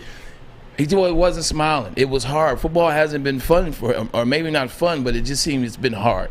Like the stories, the end of San Francisco has been hard. After 2015-16, it's been hard. Him leaving, Stanford was hard. It seems like he's got back to a place. He's healthy. He's in shape. He's in his playing weight. His team's having fun. He's got some young guys on that coaching staff, 6 or 10 extra new coaches this year. They just changed the identity, and it changed. So it's changed him for the better. He looks very, very happy. Hey, look, man, there's 5 Big Ten teams in the top 11 right now. So the Big Ten is doing what they're supposed to do through 4 weeks so far. All right? So far, it looks pretty darn good through 5 weeks. Excuse me. Nebraska, that's going to be a challenge. They're going at Lincoln. Nebraska is much better than people give them credit for. And Scott Frost is going to get that thing straight one of these years. Yeah. I think he's on his way. So Nebraska, they're going to be a hard out for the Night Michigan game, too. It's going to be a hard out in Lincoln. I'm not going past that. But what you said, go back to the national guys. Gus Johnson. You heard what he said about Michigan. Joel Klatt, the color commentator. Listen what Joel said about Michigan. This is a national guy. Check it out. So what is the bottom line for the Michigan Wolverines? Everyone's going to start to think about, like, well, is this the year for Michigan? Is this the year that they can beat Ohio State? Stop. I know that everyone is going to want to know if this is the team that can compete with and beat Ohio State. Wait for that week. Just look at it a game at a time.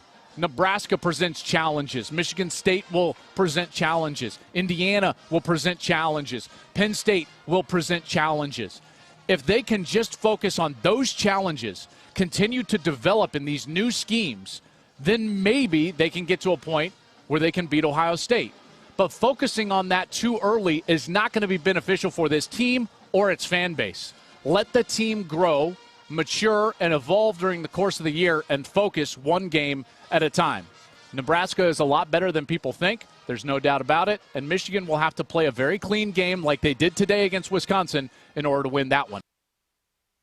Just look at what we've been saying all year about Michigan. And this is before, we knew how good Michigan was. But even still, and this is the outside, this is the fans, or these are people that aren't fans. These are people that are telling you, what have they done or who are they playing? Mm-hmm. We said before the Western game, we said Michigan had to be careful because Caleb Ellaby was the number 3 accurate quarterback coming into the season, correct? A lot of people say he'll play Sundays. They got to Caleb Ellaby. They're 4-1, by the way. Yeah. They got to Caleb Ellaby, kept him from throwing touchdowns. Final score 47-14. We talked about Washington. We talked about how athletic Washington had been in the last 4 years. Their name has been up there and almost making it to the college football playoffs a couple of times. Having some Heisman Trophy nominees early on in the season with the quarterback. 31-10. Handled them. Night game. All the energy. They did everything they needed to do in that game. Then we said they couldn't pass in that game. Came back Northern Illinois. Said, be careful. Northern Illinois has a good passing game. They could probably put some points on the board. You didn't look like you could throw the ball well. What did they do there? They came back. They threw the ball. They ran the ball. They shut Northern Illinois down 63-10. Rutgers, you say it's the Big Ten. Sometimes you have those games like that when conference play starts where it just happens. They did what they needed to do to win. Talked about Wisconsin and that defensive rush team. They had the number 1 defense as it relates to the rush in the country. It was in Wisconsin. Wisconsin's a better team than that Notre Dame lost show. Wisconsin's a better team than losing to Penn State. We said that. Going up there, it's going to be hostile. What did they do? They beat the brakes off Wisconsin. Everything and every time somebody says something about an opposition, Michigan is beating them at their own game. So this team needs some respect. I'm not saying they could win a national championship. Guess what? I'm not talking about the national championship. I'm talking about the next game, and the next game is Nebraska. I want to get into some Michigan State football as well. 5-0. I'm not sure too many people expected the Spartans to be 5-0 at this point of the season. I want to get your guys' thoughts on them. I've got one that Michigan State fans are not going to like. Uh-oh. And I'll give them a little credit too, but right. I've just... It'll be 2 weeks in a row. That's all good. Ermanni and Edwards. Woodward Sports Network, the bottom line. Okay, you thirsty little spin goblins. I want you to pedal into the next dimension. Spin it! Spin! Spin! Uh-oh! Carmen's falling behind. Let's give her the hiss of shame. Spin! Spin! Spin till you bleed! Don't ride the bike of shame. Come to Planet Fitness and find your own lane with tons of equipment, free fitness training, and no hissing. Join today for just $10 a month. Hey, guys, by now everyone knows Levels in Centerline. That's the place to go. They're open. We've already been there for a couple of our shows. Big D Energy there twice already. Starting right now and anytime. You get 10% off just by mentioning Woodward Sports when you're there. Whether you're in the store or on the app, mention Woodward Sports for your 10% discount. Everything from T Grizzlies gas to D-Max special strain and edibles all on sale right now at Levels. Enjoy Levels app. Download it right now and start saving. The last thing about Michigan, if I could, I Yeah, go love ahead. those white tops with the blue I forgot blue to mention bottoms. that. Jesus Christ. It's a great look. That's a great look. It was sexy. And then meanwhile, the Lions do it, and they look so soft. I think. No, I think what those the- look so. I love what the all Lions did white, yesterday. I think looked great. Yeah, I thought they looked great. The Lions dress well. They just don't play well. I like all the Lions versions and all like the variations of their uniforms. I'm a fan of all of them. They just not playing well. Like, but Michigan, that blue on white. I remember we asked Lloyd when I was there. Like, Really? We asked Lloyd. He was like, "Hey, we want to wear blue pants," and said we want to wear blue pants because we wanted to go all blue. We wanted to go blue on blue, and then we wanted to wear white pants with blue jerseys. And so we always would bring this to Lloyd, and he would say the same thing every time. Myself, Marlon Jackson, Chris Perry, whoever was going there, same thing. You know what he said? Get the hell out of my office. So that's all we got. That's so good. Hey, guys, I want to get into some Michigan State Spartan talk. Look, 5-0. Mel Tucker has this thing accelerated. Yeah. Can we all agree on that? Yeah. Like, he has used the transfer portal to perfection and essentially accelerated Michigan State's track to compete for a championship. At least that's what we've seen through 5 games. Oh, 100%. Right? I will tell you. They look really good. They do. On both sides of the ball. And special teams I think especially. The quarterback, Thorne, looks like a pretty decent player. I like him. The running back is good. They look considerably better on offense than defense. The running back. It's Kenneth Walker the third. The running he's better. back. He's better than pretty good. The running back is pretty good, among the best in the country. Yeah. Okay, fair enough. His backup is pretty good too. Simmons. Is They've good, got too. some explosiveness at wide receiver as well. Bet they do. I will tell you though, and again, you're gonna crucify me for it, which is fine. I will take it. I am wearing a Block M on my hat, Yeah. and I'm not like taking unnecessary shots. But this 5-0 feels to me a little like the Denver Broncos 3-0. Ooh. Last week we talked about the Denver Broncos being, they're 3-0, but they beat the Giants, the Jets, and the Jaguars. Okay. And what happened when they played a real team in the Baltimore Ravens? They got blew out, 23-7, or what? You know what I'm saying? But don't forget, their starting quarterback was out the whole second half, and he's an individual that doesn't turn the ball over, and that's part of the success that they were having. So Okay. Either way, but when the Denver Broncos ran into a real team, they lost. So Michigan State's opponents, 1-3, 2-3, 2-3, 3-3, 1-3, a combined 9-15. They have not played one team with a winning record yet this year, not one. Miami looks terrible. I mean, they lost to Virginia at home, and Virginia is not very good. I'm just saying, I'll tell that to Herman Moore. right. yeah, But it doesn't I'm help just they play saying, Indiana next week, which will be another team that's under. and look, Michigan State fans might be able to say the same thing about Michigan. However, Michigan has played, 3 of their teams have winning records. Their combined total 13-11. Michigan's opponents win total 13-11. Washington wasn't what we believed Washington was going to be, and Wisconsin is a 1-3 now Wisconsin team. So I guess you could say the same thing about us if you want, but I still expect Michigan State to be a 4-loss team when it's all said and done. Michigan State looks No good. way. I disagree, and I can't go as far as to say they should be could be a 4-loss team when it's all said and done. It's same thing. Save the tape. Same thing that people tell us about Michigan is the same thing I'm telling people about Michigan State. Like, they're beating who's put in front of them. Yes. Like, Miami was supposed to be a better team. That's not Michigan State's fault. They whooped Miami. Nebraska's a better team than people thought. It was a tight game. Nebraska and Michigan State tend to have some interesting rivalries like that. Western Kentucky, they're a team that can pass the ball. You saw that. Zappy almost had 500 yards. But at the end of the day, the final score is 48-31. They are beating people that are put in front of them. I like them offense. Like, Peyton Thorne is as good as a quarterback in the Big Ten as there is. He puts the ball on the money. He gives his receivers a chance. Like, their athleticism on offense is almost unrivaled. Like Kenneth Walker III. I love Reed. I love Naylor. Like, they have weapons on top of weapons. Naylor's are really good. Like, Naylor's got Reed. Look at Reed in the special teams. Look at the punt return. Like, him catching the punt. Like, you know how hard it is to catch a punt going backwards and then turn around and put all your momentum and going forward and score on a 90-yard kickoff return or punt return.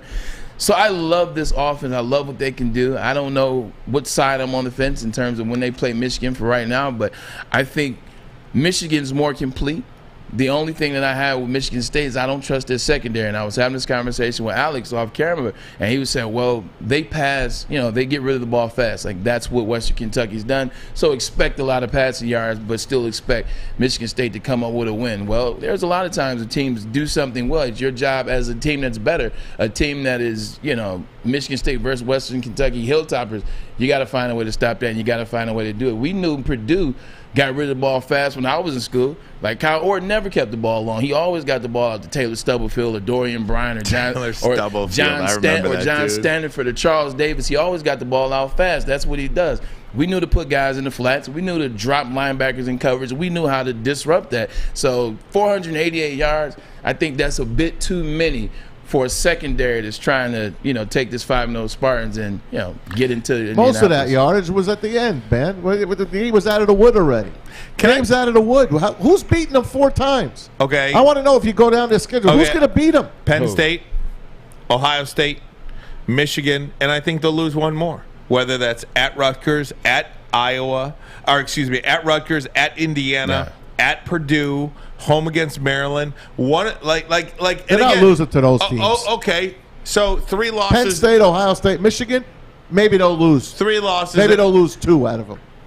Okay, I disagree with you. I think I'm just saying right now from where I'm at, because the 5-0 is 5-0, and I'm not taking anything away from them. But what I'm saying is their 5-0 feels like a Denver Broncos 3-0 type record to me right now. But let me ask you this. If they do, so they're 5-0 right now, just like Michigan's 5-0. No, they're not 5-0. They're 4-1. Talking about Ohio State. If they lose Ohio State, they lose at Penn State, who's also 5-0. That's what I was looking for. And they lose at Michigan, and they finish 9-3. It's a great year. So, but that doesn't mean that their 5-0 is fraudulent. It just means that when it got later in the season, they played some teams that were a little bit better than them, or that were same, and they had a better game than them. So I wouldn't call their 5-0 fraudulent. I didn't say that. I just said their 5-0 feels like to me that when this is all said and done, Michigan State is going to be ranked nowhere near the top 11. What's That's Michigan? fair. What's Michigan's 4-0 or 5-0 feel like to you? Does it feel good? Really good? Yeah, it feels really good. You really like that win over Rutgers? Yeah, you did. Yeah, I did. They pitched that game away. I like the win over Rutgers. I like the win on the road at Wisconsin. Wisconsin is garbage. I think Wisconsin they lost to a Michigan team that's ranked number 9 in the country. They lost to a Notre Dame team. They lost because their quarterback went out. That's why the game was a blowout. Hey, look, I'm not just saying. That Burt's is great. I'm just saying. I think Michigan is a better team than Michigan State. Okay. And they're by the way, they're 5 years down the road in advancement I here. understand. I mean, this is Jim Harbaugh's year 7. I got it. As opposed to Mel Tucker's year 2. I'm not saying that Michigan State is just garbage. I'm saying I don't expect Michigan State to be a top 11 team when it's all said and done. Gotcha. I love you. You're my guy. I just think that Michigan State's 5-0 is Michigan's 5-0. Neither one of these teams were expected to be in this situation. Both of these teams. I expected Michigan to be. You did, but you are okay. You are the only one. Like Michigan fans expect that every year, but it's not the truth. It's not the case. This year, it actually happened. I think Michigan's 5-0 and Michigan State's 5-0 are the exact same. Neither was supposed to be in that situation, and here we are. Even got Heisman Trophy mentions for both teams at one point. That's over in the with now, right? At one, maybe not so. You know what happens in October and November? You got to run the ball because it gets cold outside. They stop passing as much, and like I said, those buttholes get tight when those big games come up. So expect Kenneth Walker to have some bigger games coming up down the stretch in the Big Ten season. But I think both teams are good. Like I said, secondary, I put a little bit of pressure on them. But I think both teams are good, and both 5-0s are 5-0. I think both teams are good. I just think only one team is going to ultimately compete for the championship. And again, this is Mel Tucker's second year. That doesn't mean it's like a bad year. Right. I think 9-3, 8-4 is a really good year for Michigan State. And I guarantee you, if I asked Alex, I will ask you, if I told you at the start of the year, Michigan State would be 9-3, and their 3 losses would be to Michigan, Penn State, and Ohio State, would you say in year 2 of Mel Tucker you'd take that? I would take that 7 days out of the week. Exactly. So I'm not saying they're garbage or they're fraudulent, I'm just saying I don't expect them to be a top 11 team or compete for the Big Ten championship once October rolls on. Alex, you give us some background on Michigan State right now. What do you think so far? 5-0. What do you think about Michigan State? I don't think the 5-0 is fraudulent. I didn't say it was fraudulent. Would you let the man finish? Would you let the man finish? You just can't take away. Again, Braylon, you hit it on the nail. They're beating the teams that are put in front of them. Let's revisit this conversation 2 weeks from now when we let's hypothetically beat at Rutgers and at Indiana. Those are going to be our two toughest tests of the season. You cannot take any Big Ten team lightly. I mean, let's rewind to last week. You guys were a little bit scared of Wisconsin because you guys couldn't beat Wisconsin at Wisconsin. Now look at you guys. You guys are riding high because you finally got your win in Madison, and now look at you. You're feeling good. So now the test for Michigan State is go on the road and beat at Rutgers, go on the road and beat at Indiana, which I'm thinking is going to be a trap game for us. And then let's go into Michigan undefeated. Let's see what our team looks like then. Rutgers will be an interesting game to get an assessment from because and we know it. I'm not even. This isn't a hot take. This is just Rutgers, good football team, aren't they? No, that's not what I'm saying. I'm saying this is going to be a good a measuring stick because Michigan and Rutgers was 20-13. Then meanwhile, Ohio State and Rutgers was 52-7. So it's going to be interesting to see. Let's just go and say Michigan State will win that game because I know they will. It's going to be interesting to see how they play them, how they dominate or don't dominate, how they blow them out or don't blow them out. It'll be interesting so that you can stack that up with what Ohio State did and versus what Michigan did. I think the worst thing that happened to MSU was Rutgers getting blown out by Ohio State. Yeah, that's true. Because Schiano is going to be pissed. He's going to be on them this week, big time. And that's homecoming in Jersey, Alumni Day. So we'll see. It's going to be a close game. I still think the Spartans Michigan win. State for a homecoming? Yeah. Jesus. They got him for homecoming. A lot of respect there. Hey. They were supposed to win 4 games. You remember? Yeah. No. Okay. Dude, what did I say that was... No, I'm saying nothing. They're supposed to win 4 games, so they made him a homecoming game. Right. That's what I meant. And that's fine. Look, all right. There was a big game could you not? last weekend. The team that won, I believe, has no business being in any national championship conversation. Like, none. We'll get there next. This is Ermanni and Edwards. Woodward Sports Network, the bottom line. Fellas, football season is here. It's time to make your grooming experience easy like Sunday morning.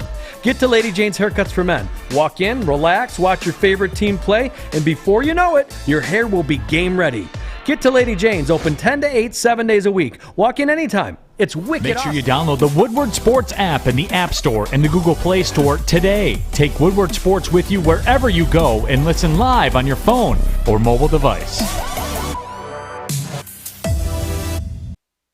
Ladies and gentlemen, if offense wins games, defense wins championships. Definitely. If you want to be the champion of your home, you got to call Guardian Alarm. They're your local security experts. Guardian Alarm has state-of-the-art technology that helps you feel safe with 24/7 local monitoring. They also have convenient features that let you check in on your home, control your lights, even your temperatures, and detect smoke or carbon monoxide.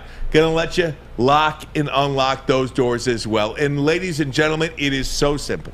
All you have to do, would you like the number, fellas? Please. Okay, Please. let's share it with you. All you got to do is call 800 Stay Out. Everybody with me. Call 800 Stay out. Stay out of there. Stay out. Guardian Alarm, your local security experts. Stay out. Get out. Okay, gang, I'm very passionate about this topic here. Very passionate. You look good today, by the way, man. I like the outfit. thanks, You got the man. gray goes with the blue. I'm You up got at- the Michigan hat on. I'm up at 2:30 for the next 2 weeks. Gonna be gassed. You came in hot today, though, man. I actually set up a little bed in my car. It's a very nice looking smart. bed. I did. I set up a He's got little his bed in my Michigan car. blankie. Here, I'll text the Alex. I'm going to text the group. Send a picture so I'll we can send put I'll it up send a there. picture to the group. My bed that I put in my car, Alex, and then I don't know if you can get it on somehow, but we can. Do you pack a pillow? I did pack good. a pillow. So Good. I drive a Chevy Traverse. Yeah. And if I you think I parked next to you today. Are you in the garage? Yes, I Are am. you in, like, as soon as you come in the Right, first spot? yes, I parked right next to you. So I think I hit your door. Yeah, for the next 2 weeks, I'm waking up at 2:30. For my other job. Watching sports. Yeah, whatever. Yeah. So then get off at 11, and I can't make it. I need a little nap, and I'm not one of those guys to recline in the seat. I just don't find it very comfortable. So in order to get through the day, I need like an hour nap. When you wake up that early, you just need an hour nap to be refreshed and energized. So I made myself a little bed in the car, in the back of my Chevy Traverse, with my Michigan blankets that I pulled out from college. Oh man, those had to smell comforting. Right. So yeah. Anyway, we'll get a pic of that. Did you get your little flannel sheets too? No, I don't have any flannel sheets. I had in my basement. I found this bin of blankets, and it was like all stuff Those that I are had. All great, man. In Quilted college. blankets, old stuff. Do you know I still have my Sears NFL bedspread? Really? My NFL from 1971, 72. I still have it, and I still use it. That's great. I mean, here it is. Good job, Alex. Yes. So there it is, right there. Look at that. This is great. There is my, and thankfully I'm only 5'10". Yeah, because I was about to say, my 5'9" 6'4", I wouldn't be able to do right. that. My 5'10" fits perfectly horizontally in the bed. You should be in charge. You should be getting up with GM and Chevy. They should put this out on their commercials. I mean, not only can the Traverse drive, but look what it can do. You can sleep in it. I mean, and it's comfortable and it's fine and it works. Find new roads. And forget about all that glamorous stuff. I mean, that's just me. That's Anyway. very good too. Experts say if you can get that 15-minute nap in the day, it's perfect. You're getting hours, and you definitely need it. I need it. Alex, great work there. Hey guys, I believe that Cincinnati, the Bearcats, have zero claim to the college football playoff, and this is not on Cincinnati. This is on college football. It's a perfect time to highlight that the college football playoff needs to be expanded, bar none. I don't believe there are unbeatable teams this year in college football, which the expanded playoff would be perfect for a year like this. Because if you just go through, as a general rule, I don't believe a team should be allowed to be in the college football playoff after 5 weeks. Like, if you look at Cincinnati's schedule right now, go look at it. They don't have anybody left. There's nobody left on the schedule that is going to challenge them at all in a game this season. And because of that, I just don't believe they have a claim to the college football playoff. When Michigan has to play Ohio State, Penn State, Michigan State, Wisconsin. Look at Ohio State. Look at Michigan State. Look at Iowa. Look at Georgia. Look at Alabama. Alabama and Georgia are getting in. Yep. Those two teams are getting in. If they have one loss, whatever. So that's two teams. Okay. Right now, if you look at the Big Ten Conference, they have 5 teams in the top 11 of the country. Whoever wins that conference is going to have to go through a gauntlet. So the Big Ten champion is in. I believe the Big Ten runner-up should also get in. Because if you somehow find your way to Indianapolis when you currently play in a conference, when you play in a conference that has 5 teams in the top 11, I think the Big Ten should get 2 in. And if you don't believe the Big Ten should get 2 in, well, look at Oklahoma's schedule. They ain't losing either, probably. I think Oklahoma always runs into a loss, but because they typically do. But because their schedule appears so easy this year, I don't know if they're gonna. So if you have 2 SEC teams, 2 Big Ten teams, an unbeaten Oklahoma team, where is Cincinnati? Here's the thing. The good thing about this is it typically always writes itself. Like, it typically always takes care of itself at the end. We always have these conversations every year. There's always this random team, and I have an example that I'm gonna get to in a second. But we always have these teams, and we say, oh well, they shouldn't get in, or they should, or if it's 2 loss Michigan, or if it's 1, like it's a bunch of these scenarios, and then when we get to the end, it usually always writes itself, and we don't have to have those conversations. There was one time when that conversation was interesting, and that's when the 13-0 University of Central Florida Knights beat up on Auburn. University of Central Florida, nobody gave them the respect. National champions.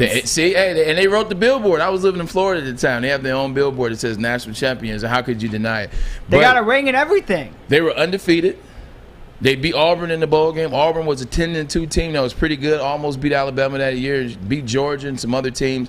Like, that was a team that was the only time that it didn't right itself. Because if you look at it, now you have to ask yourself an assessment. Like, am I taking Alabama out of that? Well, I'm not taking Alabama out of that. Am I taking Oklahoma out of the Final Four? I'm not taking Oklahoma out. Am I going to take Georgia? I'm not going to take Georgia out. Because I think that year is the year Alabama and Georgia played in the national championship, which they had already played, which can be a similar game this year. You can see a similar thing. It just has to be the perfect storm. Like, if we get to the finals and Georgia and Alabama are both undefeated, because they don't play each other in the regular season this year, do they? I don't believe so, but I can check. So they don't play each other in the regular season. I believe if Georgia wins the conference game, then Alabama and Georgia both go in. Mm-hmm. I think they both go in. Here's Cincy's. Right for this? Oh, Cincy doesn't play anybody else. Temple, I saw that. UCF, Navy, Tulane, Tulsa, South Florida, SMU, who's 24th, and then East Carolina on Thanksgiving weekend. I'm sorry, I just don't believe they should be in. They went into Notre Dame. First of all, what if Notre Dame loses 2 more times? Doesn't matter. Cincinnati did something I've never done. When I was at Michigan, we never beat Notre Dame at home when I was there. Now, it's happened, but when I was there, I wish we could have done that. I didn't do it, but guess who did it? Cincinnati did it. Notre Dame's still 4-1. It's not like they beat Wisconsin and we're having this conversation now. They beat Notre Dame when Notre Dame was undefeated. Yeah. What if Notre Dame loses 3 games But this year? Notre Dame was 4-0 when they played. And I understand that. This is Cincinnati. But I'm saying, what if Notre Dame loses 3 games this year to Cincinnati? And that's if Cincinnati's best win comes against the 3-loss. Well, yeah, then it's nothing. Then it's a nothing win. Okay. Then it's I disagree that it's a nothing win. They still went in as an inferior opponent. Yeah. They went into Notre Dame. They went into Touchdown Jesus, and they beat them. And they beat them. They've also beaten Austin Peay, Miami of Ohio, Murray State, and Indiana. That's the good thing I said. These wins, my point. The ship will right itself at the end of the season, like always. But at the end of the day, at this particular time, they went into a 4-0, undefeated Notre Dame. It doesn't matter what you think about Notre Dame. They're Notre Dame. They've been in the playoffs 2 of the last 4 years, or they've been close, or they've been right there the last 5 years. They went in there, and they beat the team. Chip Kelly, who's the number 1 coach all time at Notre Dame. By the way, the 3 coaches that he's in front of, the other thing that they have? They all have national championships. So maybe Chip Kelly needs to get one of those. Brian Kelly. So Georgia and Alabama wouldn't play until the SEC championship game, which is, I just think those are the two class teams of the SEC. I think they both get in. Okay, I give you that. Okay, and then let's just assume for a second, okay? Just assume. Play the hypothetical with me. What if Iowa is unbeaten until the Big Ten championship game? Do they deserve to be in? So they're unbeaten but lose to who? An unbeaten Michigan team. So or Iowa beats Penn State. Okay. This week, Penn State goes and represents the East in Indianapolis, and there's a rematch from this week's game, and then they both end up with 1 loss. Yeah, does Penn State and Iowa deserve to be in? Two teams. One-loss teams, both win a championship. It's very early, but it's good talk. It's very. It's good talk. It's a good talk. It's Russ. good talk. Yeah. I think when you're a team like Cincinnati, and this isn't a knock on Cincinnati as more it is a knock on the system, college football system. Yeah. Because if you're Cincinnati, if you're Luke Fickell, your entire offseason is for 1 game. Every week you're doing something to prepare for that game at Notre Dame. You throw everything into that. You don't have to worry about, Well, we got to go play at Nebraska in a night game. And then, oh, by the way, we got to come back and play at Michigan State. And then, next week we're going to come home. We're going to play a Northwestern team. We'll beat that. Oh, and then we got to go to Penn State. And then, Ohio State's coming. I mean, Cincinnati does not have that benefit. Right. I will tell you this, though. If they do go undefeated, and I think they probably will, I think Luke Fickell, I'm not probably breaking any news here, but he's the favorite to go to USC. I don't know about that. I do. I disagree with that. And I think that's one of the problems that a lot of these universities make.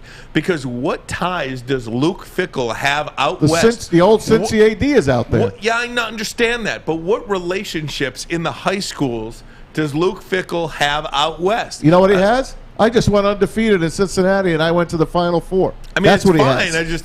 I just think that's what he has. You know, and what he also has is strong recruiting ties in the Midwest. Yeah. That's why he's able to get Cincinnati as good as they are. But he turned down Michigan State, man. I still don't get why he did they lowball him or something? Maybe he feels that Cincinnati's a better job.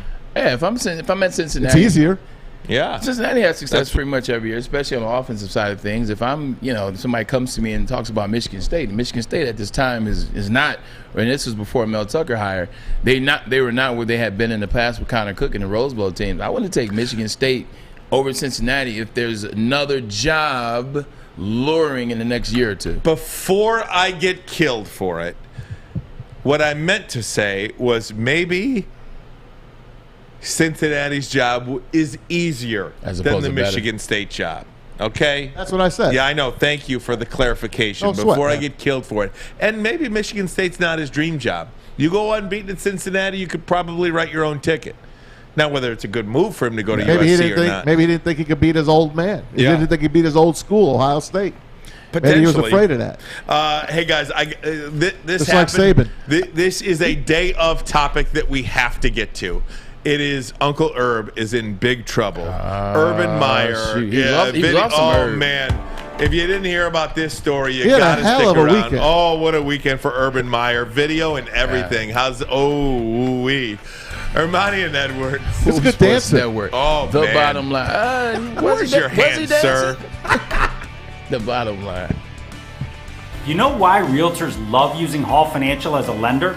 Because of our commitment to speed and service. We have nearly 4,000 five-star reviews already. Call today, 248-308-5000, or go to callhallfirst.com. Make sure you download the Woodward Sports app in the App Store and the Google Play Store today. Take Woodward Sports with you wherever you go and listen live on your phone or mobile device.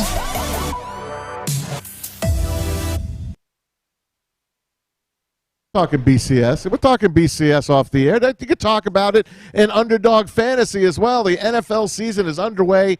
You can still draft a new fantasy team each week on Underdog Fantasy to win cash prizes through their slick mobile app and the user-friendly site. You can join a league, draft a team in minutes. Plus, the folks at Underdog are going to help you get started with a free $10 when you sign up and make your first deposit with the promo code WSN. So just go to UnderdogFantasy.com, the App Store, or the Google Play Store. Sign up with the code WSN, deposit $10, and you get $10 free. That's Underdog Fantasy, promo code WSN.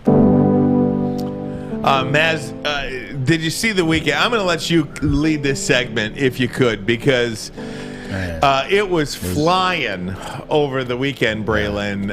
Urban Meyer played a Thursday night football game in Cincinnati. Which is in Ohio. So what does he do? He goes to visit the family. He stays in Ohio. See the grandkids, you know. Yeah, you can see the grandkids. Him and Shelly. Allegedly. Right? Allegedly. Well, Shelly's babysitting, and she says, go out with your friends. You need a night out. And so he does. Yeah. And someone, of course, they got cameras everywhere. And he got out all right. But Urban, you know. Look at the video. He's just sitting there, minding his own business. I don't think he's minding that business. He's not even. He doesn't even know what's going on. He's chilling. Yeah, it's a crowd. It's crowded. This woman backs up into him. See, it's an accident. And he's, you know. Did he lose his keys or something? something? I think he has his hands. He's protecting himself. You know what he was doing? He was pretending he was Joe Burrow, getting under center. I think he's protecting himself. You know, he didn't want any friction. You know, friction can lead to other things. I think he was protecting himself. He took some pictures with some ladies. This young lady didn't know who he was. I feel like Stop it. That's bullshit. What did she say? What did she say? That's not hers. What did it say? Is that what she posted? Yes. What's her name? I don't know. Who is this? He keeps flirting with me. But the problem is, once she knew who he was, that's why she did Right. it. And then Exactly. thing two, that's why she's leaning on his shoulder. And then thing three, you see her dance where she didn't know she was getting recorded, and she didn't know that the video footage was going to get out there. We saw you dancing on him. You did that on purpose. You clearly knew who he was. Right. Ohio knows who everybody. Right. Ohio. One thing that people know Ohio know. They know anybody involved with the Ohio State program. And he's got his pink sweater on with the Ohio State logo. Right. This was earlier in the evening. Shelly Meyer, his husband, his wife, put this out. She was at home, hanging with the grandkids, and she wanted the old guy to go out and have some fun. She even wrote it. Go out and have a good time. I'll be home here babysitting. Well, he was babysitting too. He's in a little hot water and a little embarrassed, to say the least. So today, of course, he had to face the press at the Jacksonville Jaguars headquarters. Nope. We that video got deleted out, so we don't have it. But he sat there and apologized. Said he was embarrassed profusely. Said he was apologized to his family. He apologized to the team for being a distraction. Could barely pick his head up and look. Yeah, he didn't even make eye contact. He was very embarrassed. And one of the things about it is he said, I tell our team all the time, Protect yourself. Be around smart people. Be around the right good people. Don't put yourself in these kind of situations. And what did I do? I put myself in this situation. He remembers the time where he told Trevor Lawrence, who was going to Vegas for his bachelor party, be around good people. And then you get put in a position like that. Look, this is not the first time. And it won't be the last. That he has been in that situation, and this will not be the last time. Yeah. He just got caught this time. And who knows? He probably got caught several other times, just not publicly. Yeah, it's one of those things. It's one of those things where they have their own relationship, and I'm not in it. I don't want to be in it. But they're human. Humans make mistakes, and I think the big thing about this mistakes is we live in an era today. We live in a world today in 2021.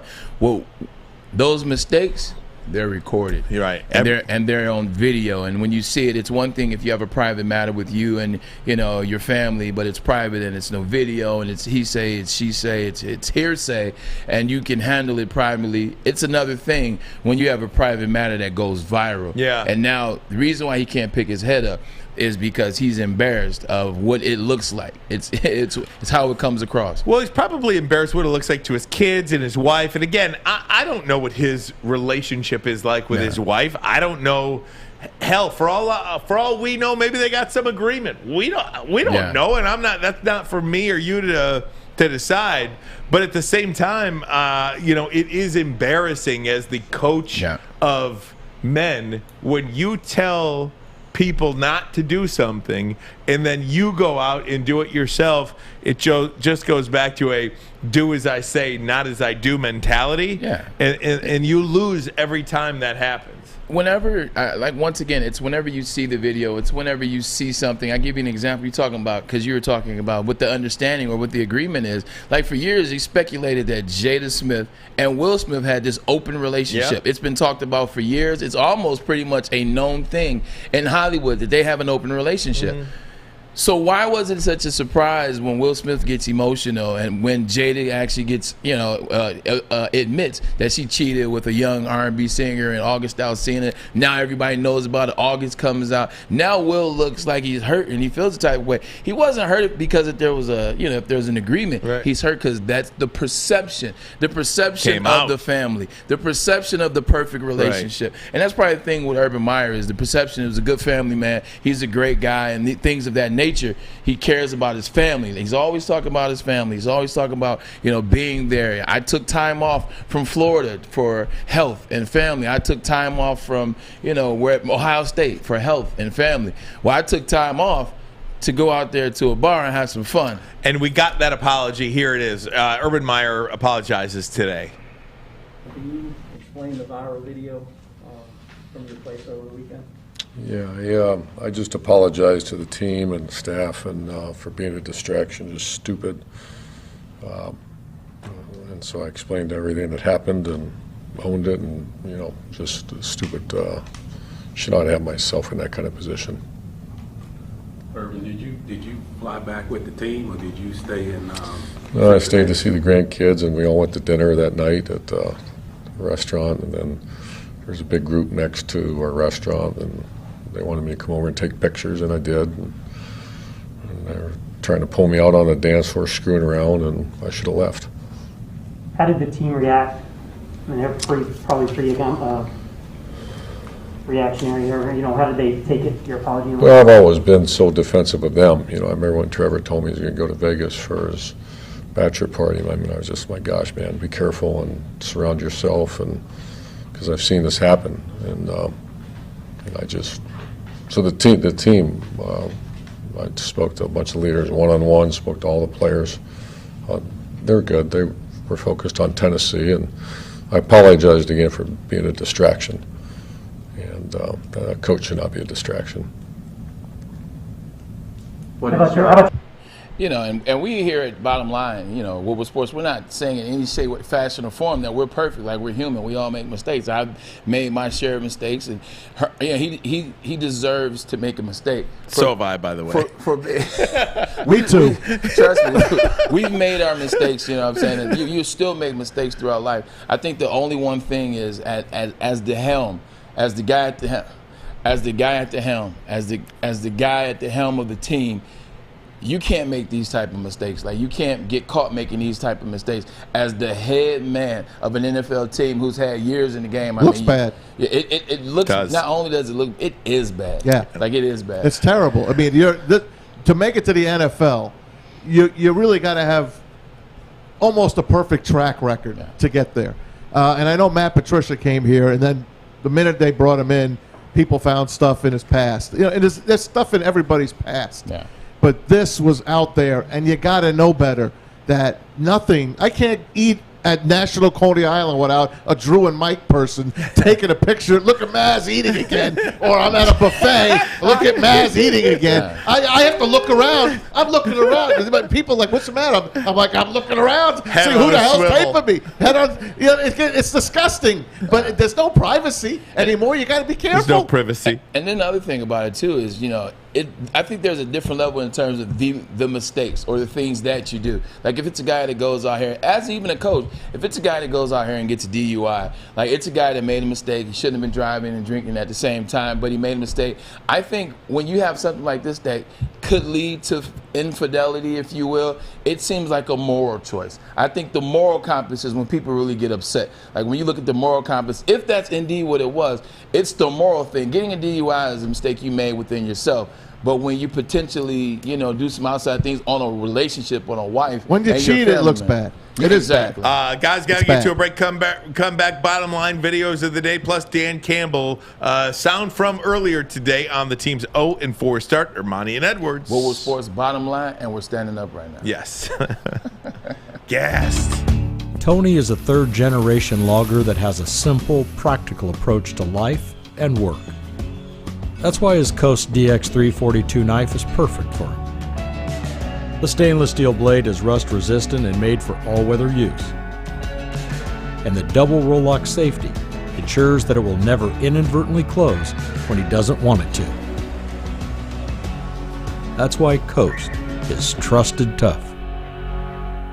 Just getting on. Hey, Coach, what would traditionally be the 1/4 point of the season in a 16-game season? I just wonder, when you look back at the first 4 games, has this been tougher than you thought? I wouldn't say on schedule, but just your general overall feeling about how this is going. No, I mean, look, I was prepared for however it flowed. Of course, I'm an optimistic person, and I have high expectations, but I also understand that things may not go the way that you want them to go. That's life, and so no. I mean, look, I would love to be 4-0 right now, but I'm not. Look, I'm still not discouraged, and I still go back to what I said. I mean, even as bad as some of the plays that we put on tape yesterday, we're 2 plays away from winning that game, and so, that's on us. We got to learn how to win and how to close out, some of these drives, and we will. We got to be better on third down, all these. But no, I don't. No, I didn't. I don't have expectations as far as like, well, man, all of a sudden this is harder than I thought it was going to be. Man, I was prepared for either way. All right, so that's Dan Campbell earlier today, and it kind of goes back to something that we talked about, Braylon. Where is this team at the quarter mark, essentially, of the season? Right where you thought? Worse? Better? He says no. I think it's kind of right where we thought we'd be, and probably a little bit worse. Yeah. Well, one thing you can say, you can never take away his genuineness and his authenticity, his honesty at least. That's what we said. I said I think they're exactly what where I thought they would be. I think they are in that moment. I just don't like when he says stuff like we were 2 plays away from winning that game. Welcome to the NFL. Seriously, exactly. Welcome to the NFL. That's every game. You're 2 plays away from winning. Most games, especially when you're 0-4. And the only reason I say that has nothing to do with that being the case. And not like last week they were 1 66-yard field goal away from winning that game.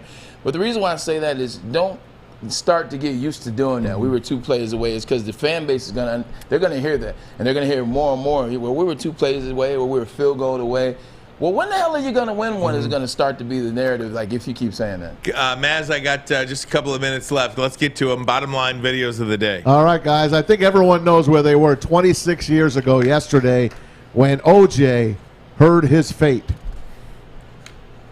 Superior Court of California, County of Los Angeles, in the matter of the people of the state of California versus Orenthal James Simpson, case number BA097211.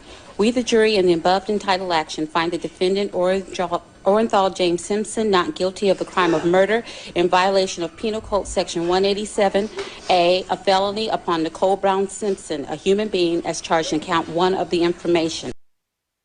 Yeah, being a black man in America at the time, I was a young kid, and I just remember, you see the LA riots, you saw what happened with Rodney King, the LA riots, you saw what was going on with the LAPD, and just the injustices that black people were going through. So I think at that time, all black people were cheering for OJ because they thought it was another situation of a man, getting charged with the wrong deal or having to take the fall or beating up. So I just remember being super excited when when the verdict came in. I remember watching it in school, and we were jumping up and down and we were celebrating because at that time, it just seemed like it was black versus white, and it's a terrible way to feel. And, to a certain extent, it had gotten back to that a couple years ago. But now that I've done my homework, I'm a 38-year-old a man. I can make my own decision. Oh, yeah, they got that verdict wrong. Yeah, I think a lot of us have evolved from then. Or people that are sports fans like I remember, OJ. Well, that's what I was going to say. As a sports fan and as an OJ fan from his sideline work at NBC Sports, because that's something that I wanted to go into.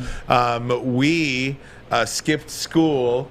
Went to my buddy Chris Cernak's house, God rest his soul now, but we watched it in his basement, and we were cheering like crazy when we heard that verdict because we were huge sports fans. We loved OJ. I was watching it at Specs Howard. We stopped our class. We all went out into the common area, and we watched it, and I think every single person cheered. Yeah. I think I led them. Yeah. So, again, our position has evolved on that verdict 1,000%. Well, he's still looking for the killer. You're right. That's why he won't go back to Los Angeles because he doesn't want to be faced with the killer. Now I'll take you back to little Tommy Mazawey's days. 43 years ago yesterday, Bucky Bleepin' Dent was born. Yankees and Red Sox. Extra game. Check it out. Cool to watch that. That was... The Yankees were down 14.5 games in August to Boston. Wow. Came all the way back, destroyed them in Boston. Wow. They called it the Boston Massacre. Then Boston tied it at the end of the year. They had to play that extra game, and Bucky Dent, and of course the Yankees went on to win the World Series. I always wondered when I was a kid, did they have a class that taught announcers how to sound like that back in the 30s, That's Keith, 40s, baby. 50s, 60s, 70s? Because everyone, Keith was special, but everybody had that sound, or was it something to do with the distortedness of the radio or whatever? Because everybody sounded like that back in the 80s, all the way down. 70s, the 49ers. Hey, Maz, give me one more. Give me that alligator. I want to see that You want the alligator? I was going to give you a Jim Everett. Give me Jim Everett. Jim Everett yesterday at SoFi Stadium. Everyone remembers Jim Everett, right? Because of Jim Rome. Because they called him Chrissy Everett. Jim Rome did. But back in the day, so Jim Everett's walking around SoFi Stadium. Rams are playing the Cardinals. He sees somebody with an Everett jersey. Check this out.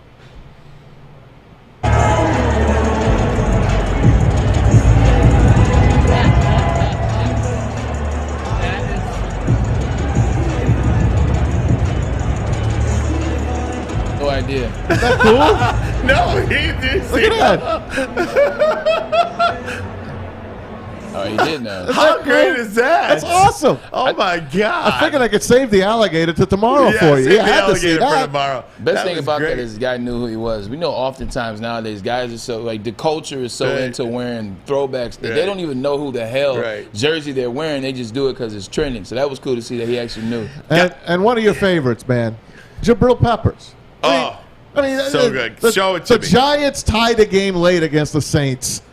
So they go to overtime. Giants looking for their first win. Jabril Peppers. Are we going to bleep it? He limps out to the field. I'm not sure, but maybe Alex could pull. We'll just let it go. Here it is. Jabril Peppers Cover your ears, at the kids. coin flip. You're our visiting team. You have the choice. This is tails. This is heads. Heads is the call. And it is heads. We want that ball. Beep, beep. Boo! I'm confident. We want that ball. Boo! Jabril Peppers. You know what the other reason he was so hype out there? If you look at it, what school did Michael Jenkins go to? Ohio State. What school did Jabril Pepper went to? They didn't even Always shake Mr. hands. Universal Ohio Guys, State, baby. Monday Night Football tonight. Raiders, Chargers. Give me a winner. Chargers. Chargers. Justin okay. Herbert. Guys, what a great show today. Can't believe It's over. it's that time already. Don't forget the Mannings, too. Hey, watch the Mannings tonight, Monday Night Football tonight. If you could hit the like button on Woodward Sports, Please don't do. forget to tell a friend about us. We are here. We're entertaining you, giving I a hope little so. sports talk here, and we'll get into some heavy NFL tomorrow. Back to some college football as well. Thought on the Tigers, perhaps they wrapped up And their the Brady season. Bowl. Oh, right. With Didn't Tom get into E. any of Curran. that. Oh, yeah, Tommy Curran, baby. He's Braylon, love you. going to tell us about Love you too, buddy. his Matt Patricia hate. Love you. Remember? yeah. Love you. Take us out of here, Braylon. Hey, man, don't forget on Wednesday, we got Dan Orlovsky's coming in. Oh! Dan Orlovsky on Wednesday. Get excited for that, man. Jump around. Jump This around. is Ermanni and Edwards. This is Woodward Sports. The bottom line. I am Braylon. He is Ryan. That's Maz. Alex. Fish. We're out.